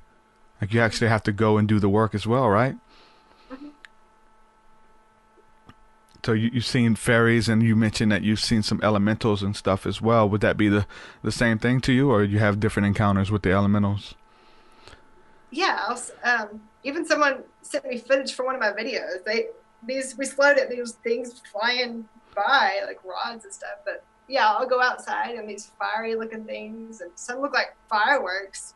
I was telling my friend it was supposed to be someone's birthday, and it was kind of a rough day, and I realized, wait, they were born at 7:20, and they haven't started their birthday officially. Right when I was going outside to tell him that, these huge, like, spiritual fireworks just started, but they were silent. I was like, oh my gosh.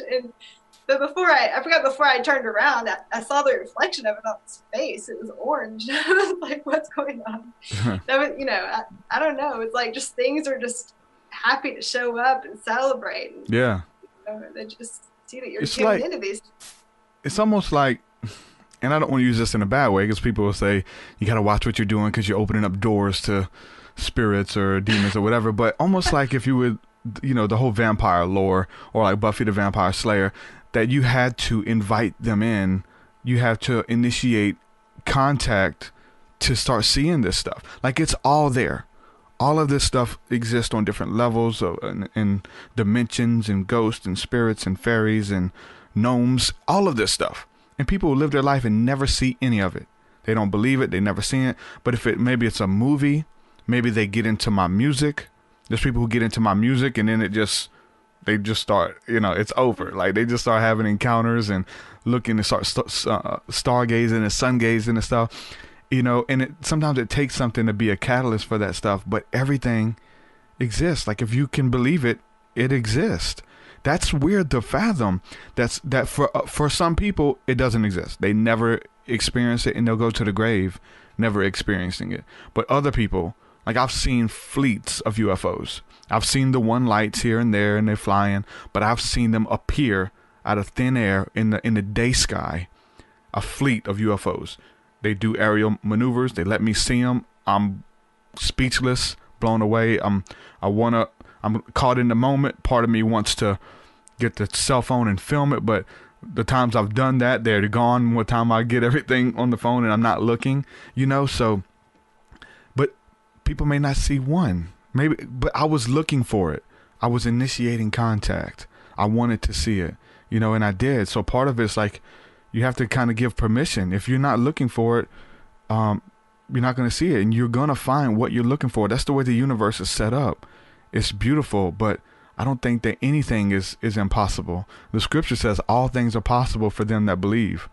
Who are you to tell me what my all things are? My all things are fairies. My all things are angels. That's part of my all things. I think that's different for everybody. Somebody who works with ascended masters, someone who works with this and that, you may not believe them because your reality doesn't allow you you don't have anything to kind of reference it to.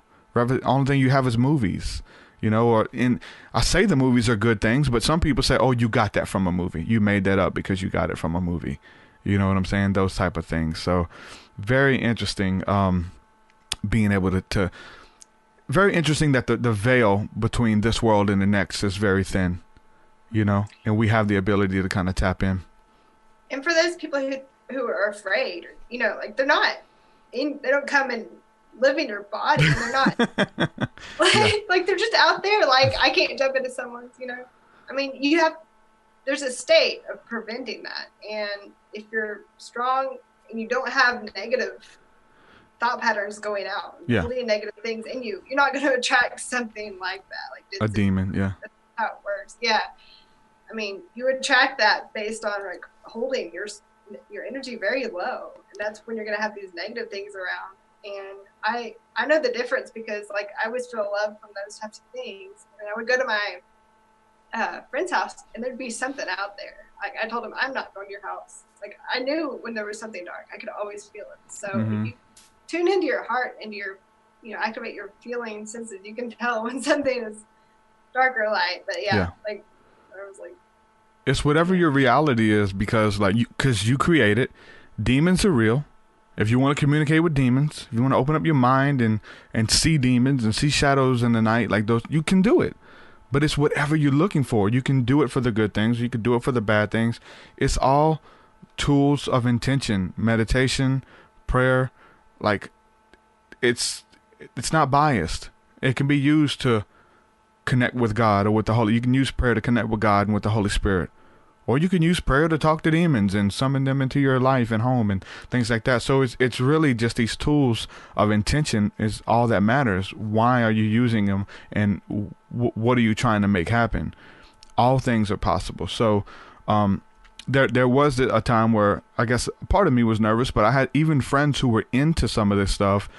When I was telling them about my UFO encounters, like I had nobody to talk to, and I would try to go to people who were in the spirituality, and they would even tell me like, be careful, man, you don't want to summon in some type of entity that's going to abduct you or, possess you or something like that. I mean, that's the majority, I think, of especially religious people first thing their mind goes to if you're summoning UFOs or seeing UFOs.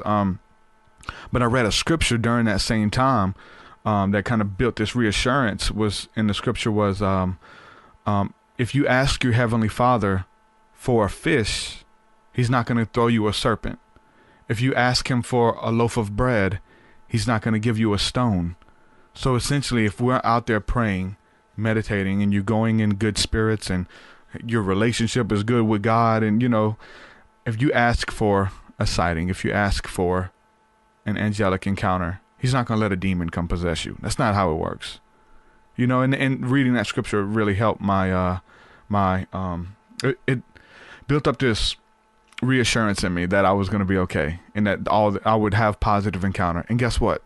I did. All my encounters from that, I've had the negative demonic encounters, but it was when I was a negative demonic person. you know. But now that I'm in the light, all my experiences have been of the light. I've helped people get through their darkness too, but as far as my personal encounters in the spirit realm and with angels and entities, it's all been beautiful. Every single one of them, for going, years now, over 10 years. I'll just ask for a sign from God, and guess what shows up? Those things go by. So there you go. Yeah. I mean, yeah, he sent those things. Yeah, the angels. I mean, that's why they're connected. I would go out and I would say that let me see them if they're out there. The cherubim, the seraphim. The word seraphim means the fiery serpents, which is the fiery chariots. They were in a cloud by day and a fire by night. Enoch tells us about the fiery angels. Hebrews in the Bible, and then in the book of Psalms, it talks about these angels that are made of fire, but they can turn into men and assume the likeness of a human when they want to come to the earth to share a message or whatever the case is with a person. And then I would see them. I would see the fiery ships, and they would go, and I'd say, "Is that one?" And it would stop on a dime. Oh my God, yes, that's it. And have all these beautiful encounters, wanting to see the angels and doing my research on the angels. And there's so many different ones, the hierarchies and the angels and the fleet and what's called the heavenly host. It talks about these heavenly armies of angelic armies that are out there, and being able to see it. It's real. It's not. It wasn't scary. I mean, there's an intrigue there, and you should be careful, right? We can't really. I think what we're doing is giving parameters to have these encounters. It's not. I wouldn't say, you have to be careful. If you're going to build the intrigue, you got to kind of tell people how to do it and what works and what to stay away from. There is some things to stay away from, and it's all the demonic stuff. If you're trying to contact demons, I don't suggest that. I don't suggest going out trying to make pacts, blood covenants with demons and stuff like that. I'm not into that. So I'll say stay away from that stuff. But the rest of it, the awe and the intrigue and the creativity that comes with it, it's so beautiful. Like you were saying with the Bible, when I was in, at school, I'd be reading it and I'm like, why aren't we having these experiences nowadays? Yeah. I want to have this now in my life, and I want to see this, even if I'm the only person on earth. And that started manifesting. Yep. I started seeing proof of what's happening in the Bible. And that's how it should be. It's not something that only happened back then. Yeah, there's sects of denominations of Christians who believe that it was for then, it's not for us anymore. But then there's others who believe it. They believe in miracles. They believe in signs and wonders. For it says, Jesus said that these signs shall follow them that believe. That if you believe, this is going to happen. Like it said, they shall follow. Not that they might follow or they could follow, but if you really believe, this is what's going to happen. You're going to cast out demons. You're going to be walking in healings and miracles and signs and wonders, and they were communicating with angels. They were going in and out of trances during the day and having these encounters with beings who have come before them, like Jesus. Like it really happened. And if you believe it, it's going to happen for you. It's possible. And then you start seeing it, then people, they have like a limitation. Like, I believe it up to this point. Or I don't believe that you can communicate with angels. I don't think that you still see angels. And that gets scary for a lot of people, But those same people are okay with you talking about your demonic encounters and seeing demons, right? Now, I've been to plenty of churches where they want me to talk about my demon encounters and my past and testimony. But then when you're like, okay, let's talk about these angels, man. We can summon these angels. We can ask for their assistance and they can come. Y'all want to do it? Let's do it. Those type of things. And then they're like, no, I don't believe that. It's really weird of like what level of belief each person is at and where they draw the line with it. I mean, we should have a line, right? We shouldn't just let anything fly, though. Yeah, the more you become, in tune with the Holy Spirit, with the Spirit, you start to have these, I don't know if this makes sense, but do you ever feel like you start to see through the eyes of God, like you see what's going to happen? Like I was just going to mention when I had this weird feeling to drive to this town, like 2 hours away. I would never go here. I didn't like the town, but I went there. And I was just like so depressed, like crying for hours. I didn't know what was going on. And I just was looking at the city like, what? It felt so out of alignment. It just was like, it was like fast food restaurants and strip clubs and the churches everywhere weren't helping any of it. Like, it just felt so low to me. And I was like, I guess I should leave. It was like 3 a.m. I didn't feel better yet. I didn't know what that was. And only a few hours later, an F5 tornado came and wiped out the town. Oh, wow. Like, oh my God. I didn't know if I was like seeing that ahead or feeling it ahead, because I'm kind of, But it was crazy. I was just there and feeling that what was going to happen. I felt like this depression, like, but it was almost like seeing God wanted to wipe out this dirty stuff. I don't know, that's what I was feeling. But and even Obama came to that, and it was like the whole town was blended. It was sad, but I feel like if people don't get on a spiritual path or realize what a true spiritual path is, they might lose their life. Like, if you can attract like the negative things, even so bad that you lose your life from it. I don't know if you're in agreement with that. Yeah, definitely. I think that's what those feelings or stuff are for. I mean, part of, like, definitely on like a one-on-one basis, you get around people, when you're doing energy work, you begin to feel what they're going through or what they're going to go through, and it can move you to tears and cry. In the scriptures, Jeremiah was known as the weeping prophet. He just cried for people because of their burdens and what they were going through, and he'd cry for them, and there was healing that would come through his tears. I've experienced that. I've been in states where I can't stop crying. I'm crying of anything sentimental or anything. You feel like an emotional wreck because you can feel the energies, man, and you're crying and weeping over it, but it shows a passion within you that you really care. You know what I'm saying? And I've definitely felt that. I've had a supernatural encounter with Jesus to where I felt how he felt towards or feels towards humanity and creation.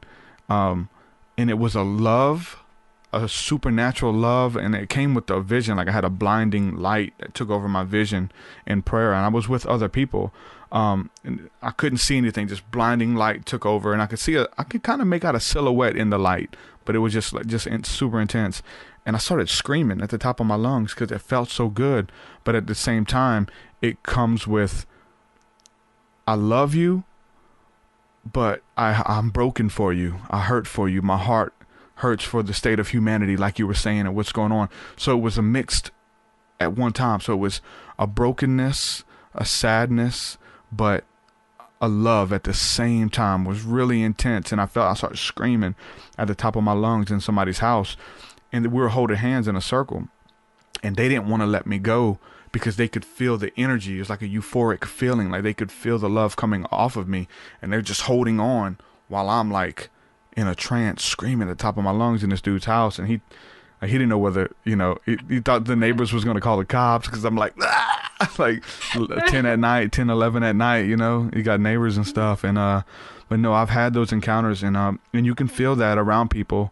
You can feel the stuff that they're going through. We're talking about being able to pick up, being empathic, and feel that stuff in your body, and it could be overwhelming. I remember early on going into a room for prayer at a church. We were going to do pre-service prayer. I was a teenager, man, going into the youth group room, and there was a lady around the corner. I didn't know she was in there, but as we go into the room, we all felt this spirit of heaviness come upon us, and we kind of got depressed, and we was like, man, we're having fun. We walk in this room and we just downtrodden.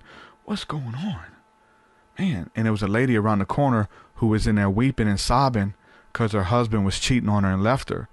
And as we came close to her in that same room, we didn't even see her, but we felt the energy. We felt the depression. We felt the betrayal as she was going through. So it's one thing just to feel it and walk off and talk about it, but you have to know what to do.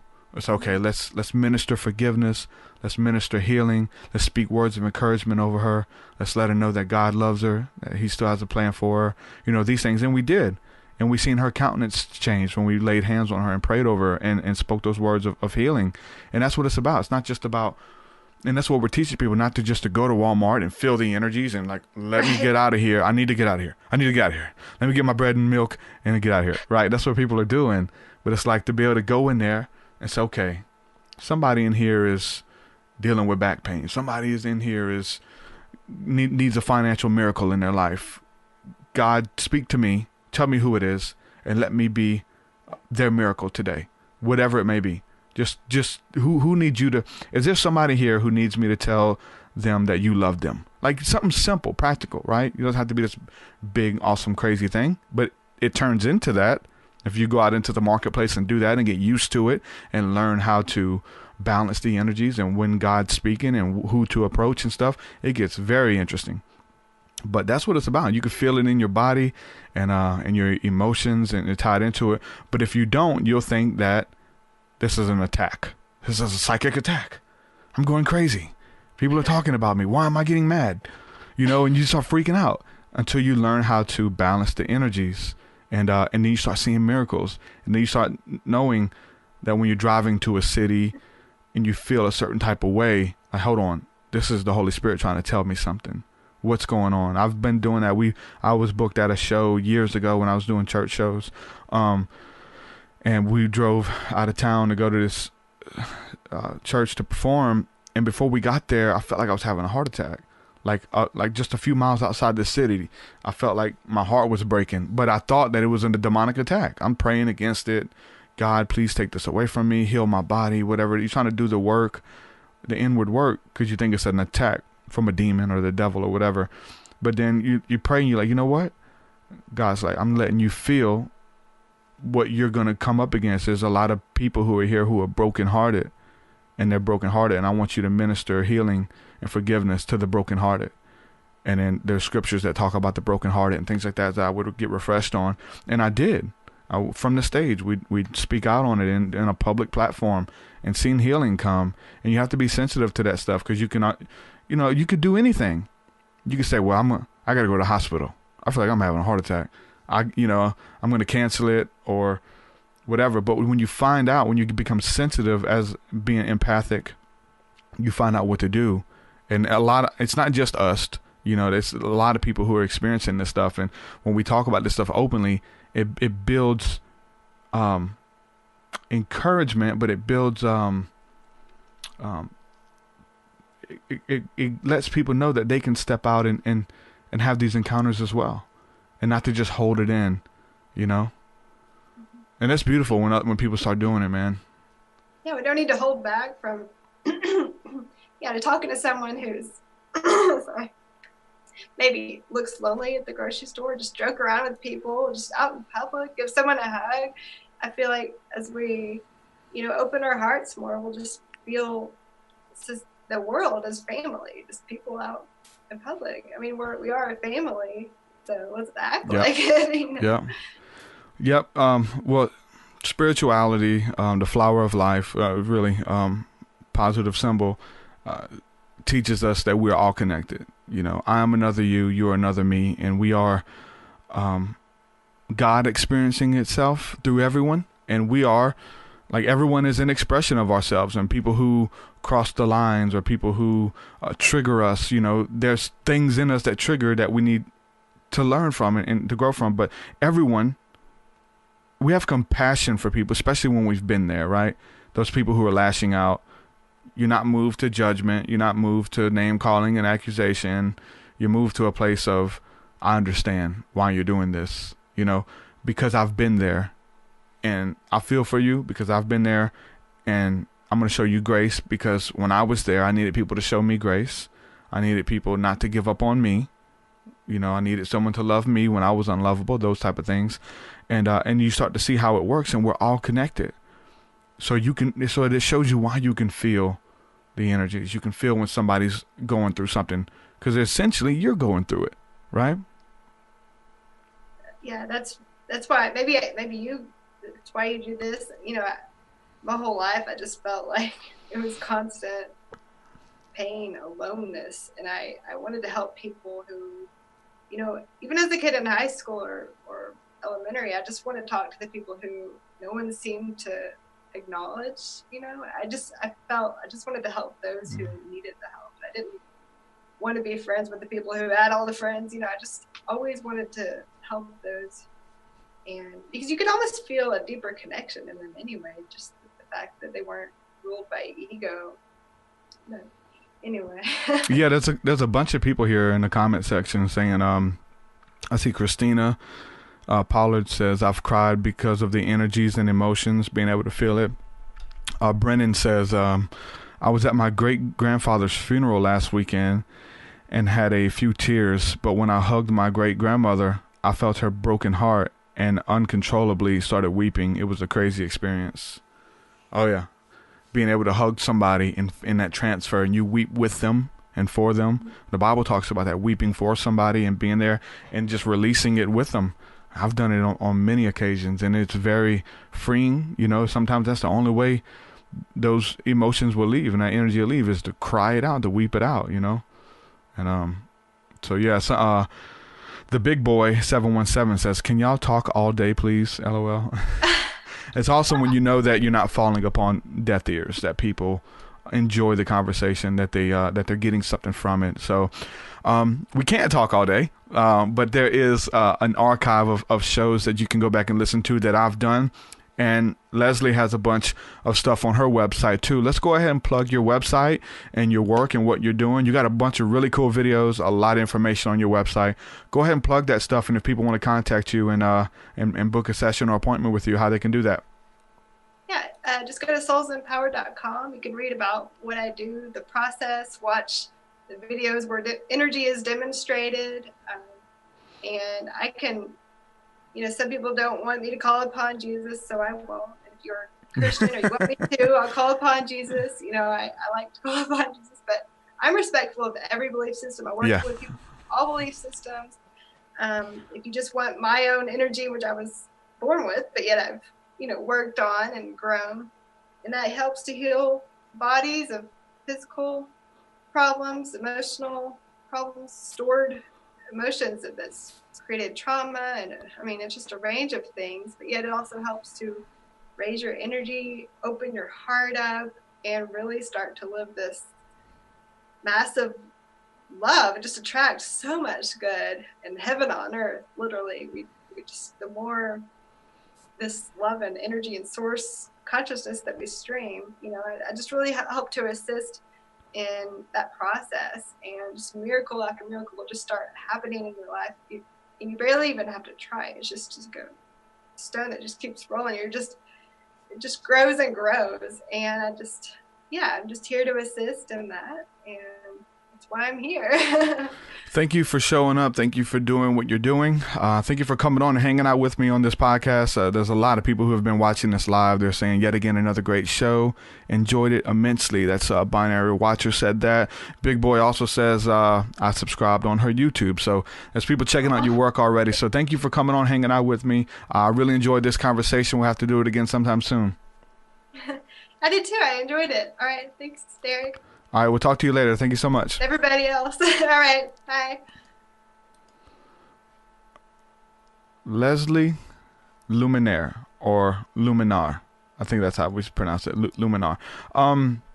Yeah, great show. Another great show. We'll respond to one of these comments here. So we started speaking about sin a while ago. We were talking about Adam and talking about people say sin is missing the mark.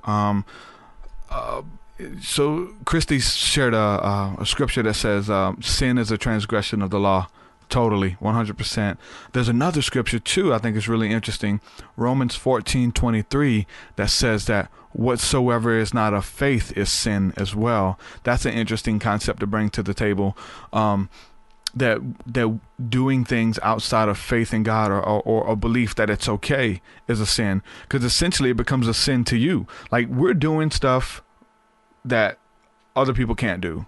Others may, you cannot.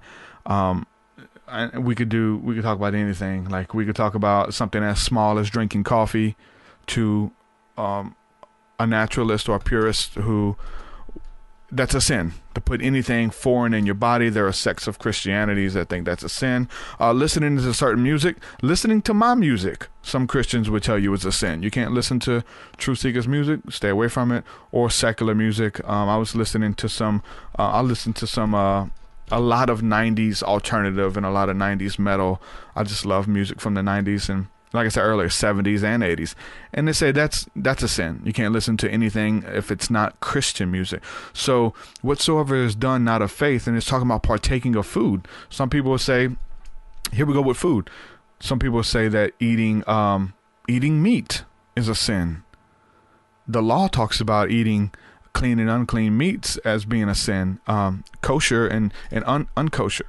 And this is from a Jewish perspective, right? I ate kosher for about 8 years, quit doing all the pagan holidays and all that kind of stuff, and started partaking of the biblical feasts and holidays, and they're very beautiful. But guess what? Some of these pagan holidays, if that's what you want to call them, are very beautiful too. And or call them Christian holidays. I think we can call them Christian holidays. I think they're pretty beautiful too. Halloween's fun. You know what I'm saying? But that was I came a long way to where it wasn't a sin for me anymore to do Halloween. And I've talked about this immensely in the past, that, like I said, 8 years we withdrew. We didn't do Christmas. We didn't do none of that. And then finally reaching these different levels in spirituality where it was okay, that I understood that, like, I was attracted to the spirit of Christmas, like the spirit that's in the air of love and of expectation, and everybody's just giddy. Man, it's just so beautiful. We're talking about being moved with love and being able to feel that Christmas time. Man, I long for that, right? I want that to be every day, man. So, but I was in a place where it was a sin to do Christmas, right? You know, I believed that. That was my belief system. I lost a lot of friends because I was vocal about it. I would condemn people who did Christmas. I would condemn people. I don't think I would condemn people who ate pork, but I let them know that it was a sin. Put it that way. I didn't condemn them, but I let them know that it was a sin. And I lost friends by doing that, you know. So it's more of so you can see how conviction changes from person to person. Like for one person, it's okay for them to eat pork. For another, they can't. I don't know if it's debatable about what is sin when it comes to like a biblical perspective, because you said, you know, sin is a transgression of the law. So there's so many things in those laws that became a sin. But sin is an issue of the heart. We could say that. Sin is the law is put there. We're going to talk about the law just for a minute. The law is put there to show you. I'm telling you, man, this I got out of so much bondage when I fully understood this. The law is to show us that the laws are like physical representations of spiritual problems that we're going through. It's like they had to be told not to steal. Right? You had to be told not to sleep with your neighbor's wife. You had to be told not to, you know, all of these things or whatever that made you unclean for the evening, or what not to do. They had to be told rules and regulations: touch not, taste not. The new covenant talks about that God would write the laws upon our hearts. And that's what we're in now. Like, I really believe like these people didn't know, whether they were more primitive or what. I really believe that these people didn't know, and they had to be told, hey, don't covet your neighbor's wife.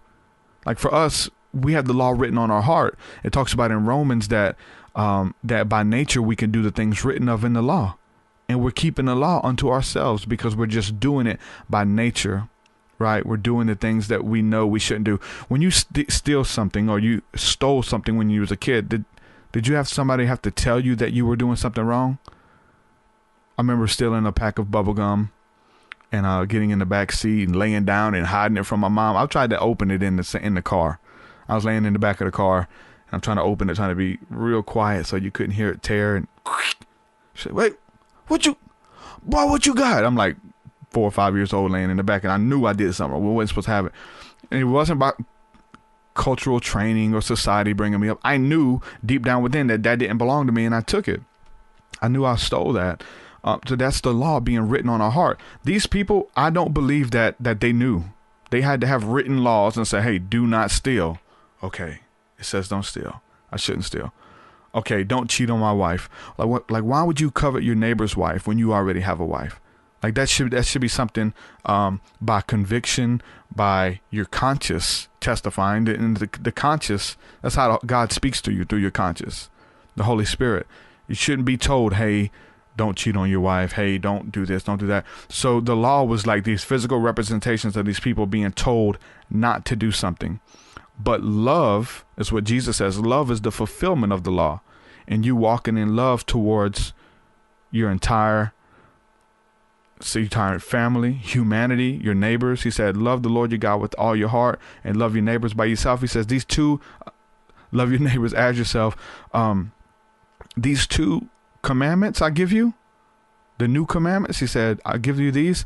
If you do these two, you've done the whole law.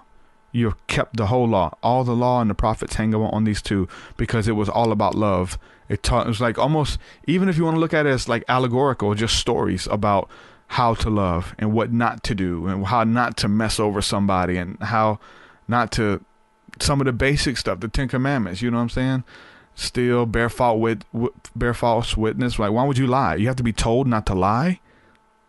Like you know that you're what you're doing is not right. Love is the fulfillment of the law. Neighbor, self, God. Yep. And it also says in the new covenant that you wouldn't have to tell anybody about God, that everybody would know God. You have that conscience within you. Oh, that's not true. We have to go out and evangelize and stuff. Everybody knows God, man. It's the scripture that you can go to, you should be able to go to the ocean and see God. Me, I stargaze. I'm like, oh man, this is immense. I feel so small. Something so big is out there, right? It may not be your revelation. Maybe you haven't stargazed for hours on end. Maybe you haven't seen that. Maybe you haven't been to the ocean and shut your eyes and just meditated and breathed in the prana, the Holy Spirit, and just sat in a place of thanksgiving. It's different for everybody is what I'm saying. And I don't think anybody's wrong in their mind. That's legit for them and it works for them and they're right. So I don't think that you're wrong of your revelation of God, but I think it's your revelation. I think that can evolve and that can change and maybe some things that should be changed about your revelation. If God is a God that's ready to punish you and to correct you and things like that, it's about love. And so love is the fulfillment of the law. And in the New Testament goes into layers and layers and layers of how to keep the law by walking in love. So if you walk in love, you keep the entire law. You will not transgress the law. Okay, well, what about pork and what about your body and stuff like that? Here we go. It's all about love. If you love your body, you will not partake the stuff that's unclean. In the scriptures, it's not because like do's and don'ts and these weird regulations. Like it meant something. Like pigs are garbage disposals. Let's just be clear. They were created for a purpose. They eat things that nothing else can eat. Not just pigs, but buzzards, catfish, bottom feeders. It's stuff that they eat other people's waste. Catfish eats the waste off the bottom of the riverbanks. Pigs, they'll eat anything you throw in there. And so these are some of the things that buzzards clean up dead animals off the side of the road. They have acid in their stomach that helps them not to get sick, for one. That you would get sick if you ate it, but to be able to decompose that stuff. So if you love your body, you understand that, hey, me not eating pork would be a good thing to do because I'm walking in love towards my body. And a lot of vegetarians, I think they understand this. They won't make this connection here, but they love animals and things like that, so that they don't want to kill animals because they love them. So it's about walking in love towards all creation. So the whole thing with kosher, if you love your body, you'll put the right things in there because you love your body. Your body is a temple of the Holy Spirit, right? So these are the things that we're putting in our body. And so, the pigs, they have no sweat glands. Like a pig can eat a dead animal and feces and all this stuff, and it stays in their skin. It goes into their skin. See us, if we get a fever, if we eat something bad and we get food poisoning or whatever, we take a hot shower, we go out and sweat, and we'll sweat the infection out. We'll sweat the sickness out. A pig can't do that. It gets embedded in their skin. When he talks about you are what you eat, right? That's legit. But it goes even deeper. You are what you ate. So it comes out. Like, you get sick from the things you eat. Everything could be solved with what you put in your stomach. When you go to the doctor, what they're going to give you? Something to ingest, something to put in your stomach. You could change your gut bacteria, but change your diet, and it changes the way you think. It changes the way that your body operates and stuff. So even in looking at those laws, and I'm not telling you to do it or not do it or whatever, I'm just explaining it. Looking at that is showing love. Like, all of it is about love. Love your body, love your wife, your neighbor, your children, honor your neighbors by not stealing from them. You know what I'm saying? All of this stuff had to be told to do and not to do within the law. I really think these people were a little bit more primitive, and they didn't know that. Maybe they didn't have the new covenant, which is in Christ, that talks about how the new covenant would be that nobody would have to tell you of God, that your conscience would bear witness of God. There had to be a disconnect. Nobody has to tell you not to lie. Nobody has to tell you not to cheat or not to steal or not to kill, not to destroy, all of these things. So that's why the law, the scripture also tells us that the law is spiritual, right? The law is spiritual, but you are carnal. The law shows us that we need Christ. The law shows us that, hey, we messed up. We have been doing things the wrong way, and there's a way to do it. And so we fulfill the law in Christ, because he has come to fulfill the law. So in Christ, which is love, Christ is love, right? We're talking about love. Christ is love made manifest into a person. If love put on a meat suit and came and dwelt among men, it says God is love. Love keeps no records of wrong. Love does not bear false witness against the neighbor.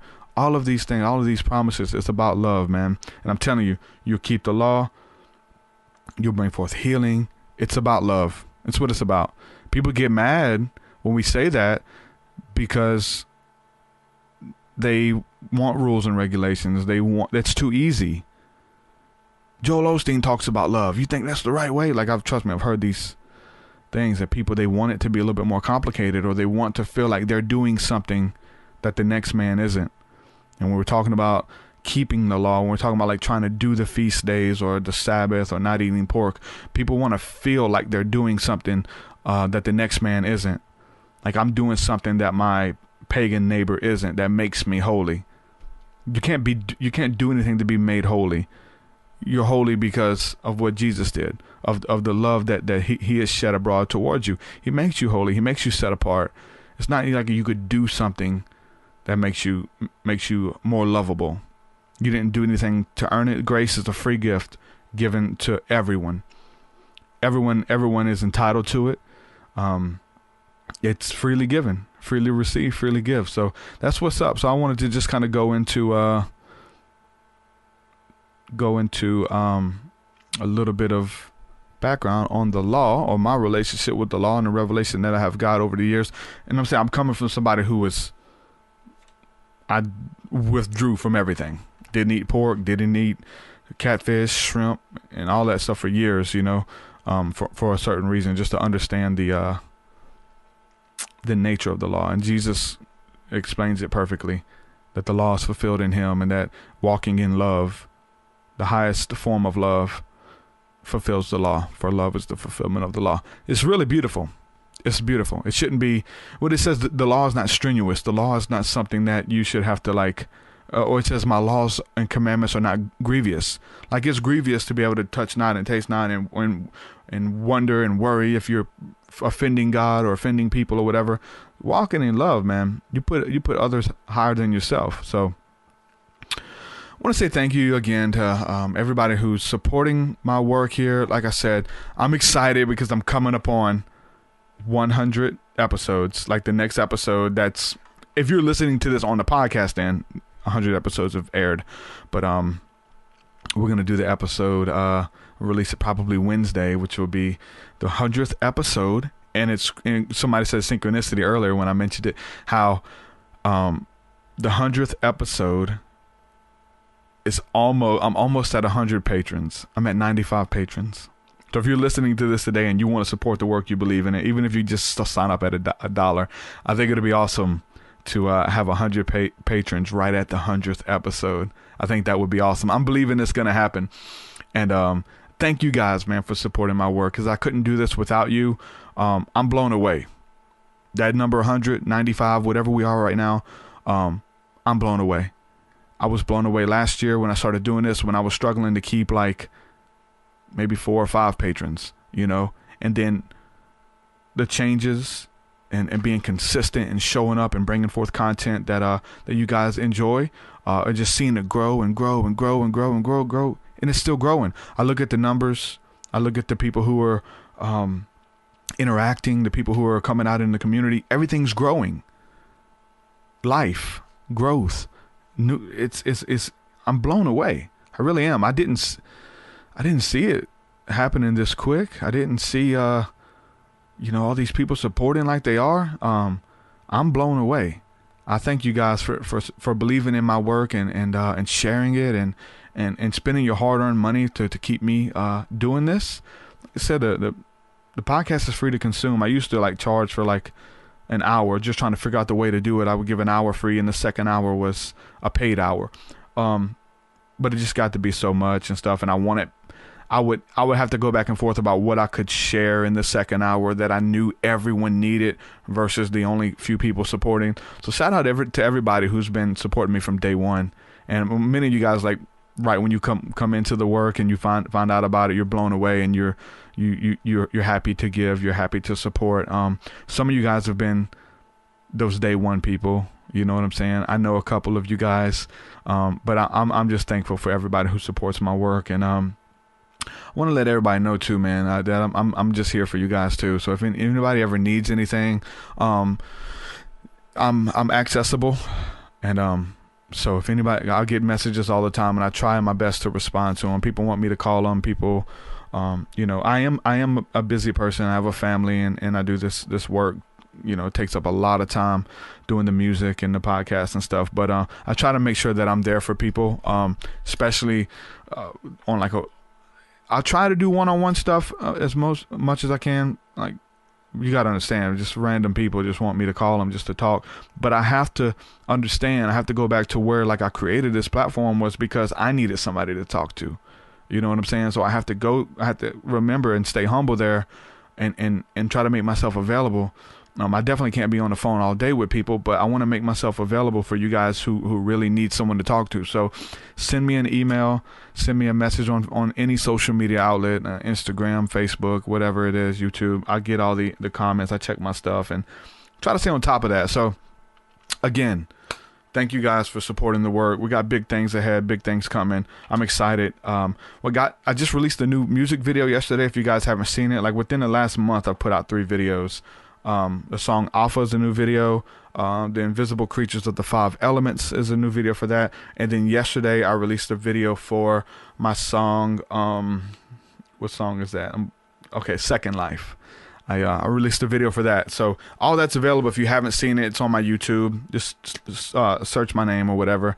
Be the easiest way to find it. So I put a lot of work into that stuff. So make sure y'all check that out. Also, my new album is available for pre-order for those of you guys who want to support my work. The link is in the description. You go to TruthSeekah.com and just click pre-order the new album. There's a contest that's going on. Like, I'm going to pick one person to send. I got this big wall flag coming in of like some of the promo art. It's like a huge flag that I'll be picking one person to send that to. I'm autographing every copy of the new album, so that's one thing that you get, and plus you get a digital download of the entire album before it drops. Also, what else do I have to say? Okay, 4/20 is the release of the album, and I'm doing a album release concert. So for any of you guys who want to come, you can do that. If come to Mobile, Alabama, all the info is on my website. I have people driving over 8 hours to be here with us, and there's people coming in. Some of the patrons and stuff are coming in to hang out, and it's gonna be awesome to be able to meet some of you guys. So have people driving over 8 hours to be here at the concert. It's gonna be fun. You don't have to pay for the concert. It's a free event. So just get here, pay for your room and board, and we'll get to hang out. So definitely looking forward to that. All the info's on my website. Make sure you guys take advantage of that. I got really big plans, guys, for the future. Everything we're doing with the School of the Mystics is amazing. If you guys have not been able to be a part of those live sessions, there's a bunch of you listening who haven't yet. Trust me, I have people in mind I've talked to this weekend. I was like, you guys have to be a part of it. It's I have I've had people in mind that I made that available for people who aren't involved in it. I'm not going to call names, but if it's you, you know it's you.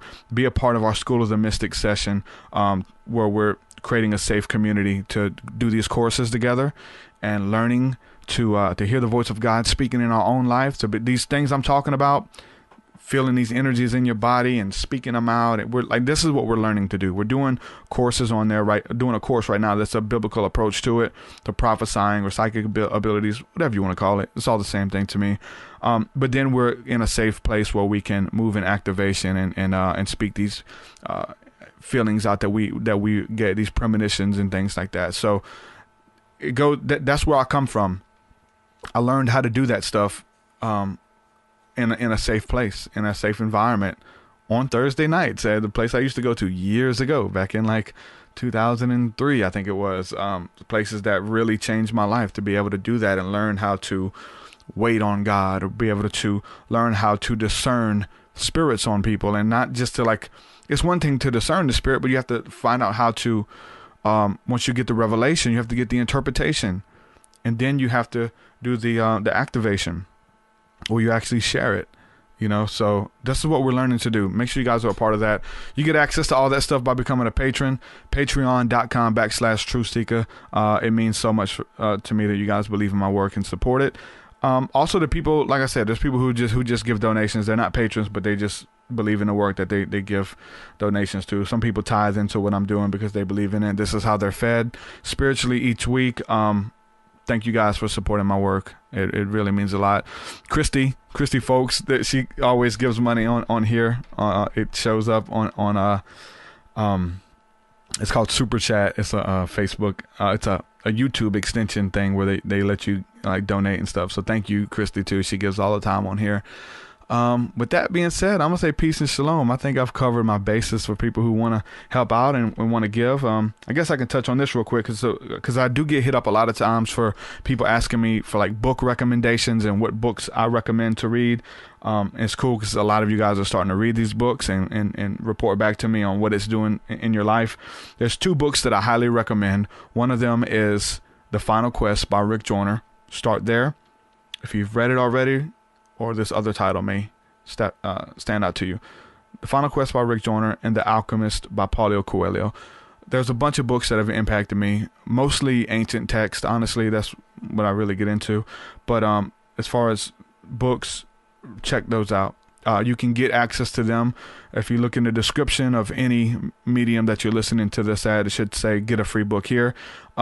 It's an Audible. You can get a free Audible trial and support my work at the same time. So you can download these books for free by signing up on Audible, and I get a good kickback. They really take care of their affiliates. So if you guys want to support the show, you can do it that way too. audibletrial.com/TruthSeekah. So do that and check out those books. And there's a bunch more. I've got some books listed on the website if you've already read those. So yeah, if you guys sign up, let me know, man, because I want to hear what's going on with those books. Those are books. Those are not just good books. Like, those are books that changed my life. So I get those messages all the time. People want to know what books have influenced me and what's some suggested reading. Those 2 are good places to start. With that, I'm gonna say God bless. I love each and every one of you guys. And Christy says, I don't need to thank you, brother. I know you appreciate it. Just keep doing what you're doing. Thank you. I couldn't do it without you guys. So I have to say how thankful I am and how grateful I am. I enjoy this and I love doing it. And this is what I'm supposed to be doing. This is what I was put here to do. And that you guys resonate with that. You guys see that. I can't say thank you enough. So again, thank you guys. Love each and every one of y'all. See you on the next one. Peace. Your way so much higher than mine. So much higher than mine. So much deeper than mine. So much deeper than mine. Well, that does it for this episode, folks. To hear more episodes of the TruthSeekah podcast, head over to TruthSeekah.com. And if you're wanting to support the show and get rewards, go to our Patreon page at patreon.com/TruthSeekah.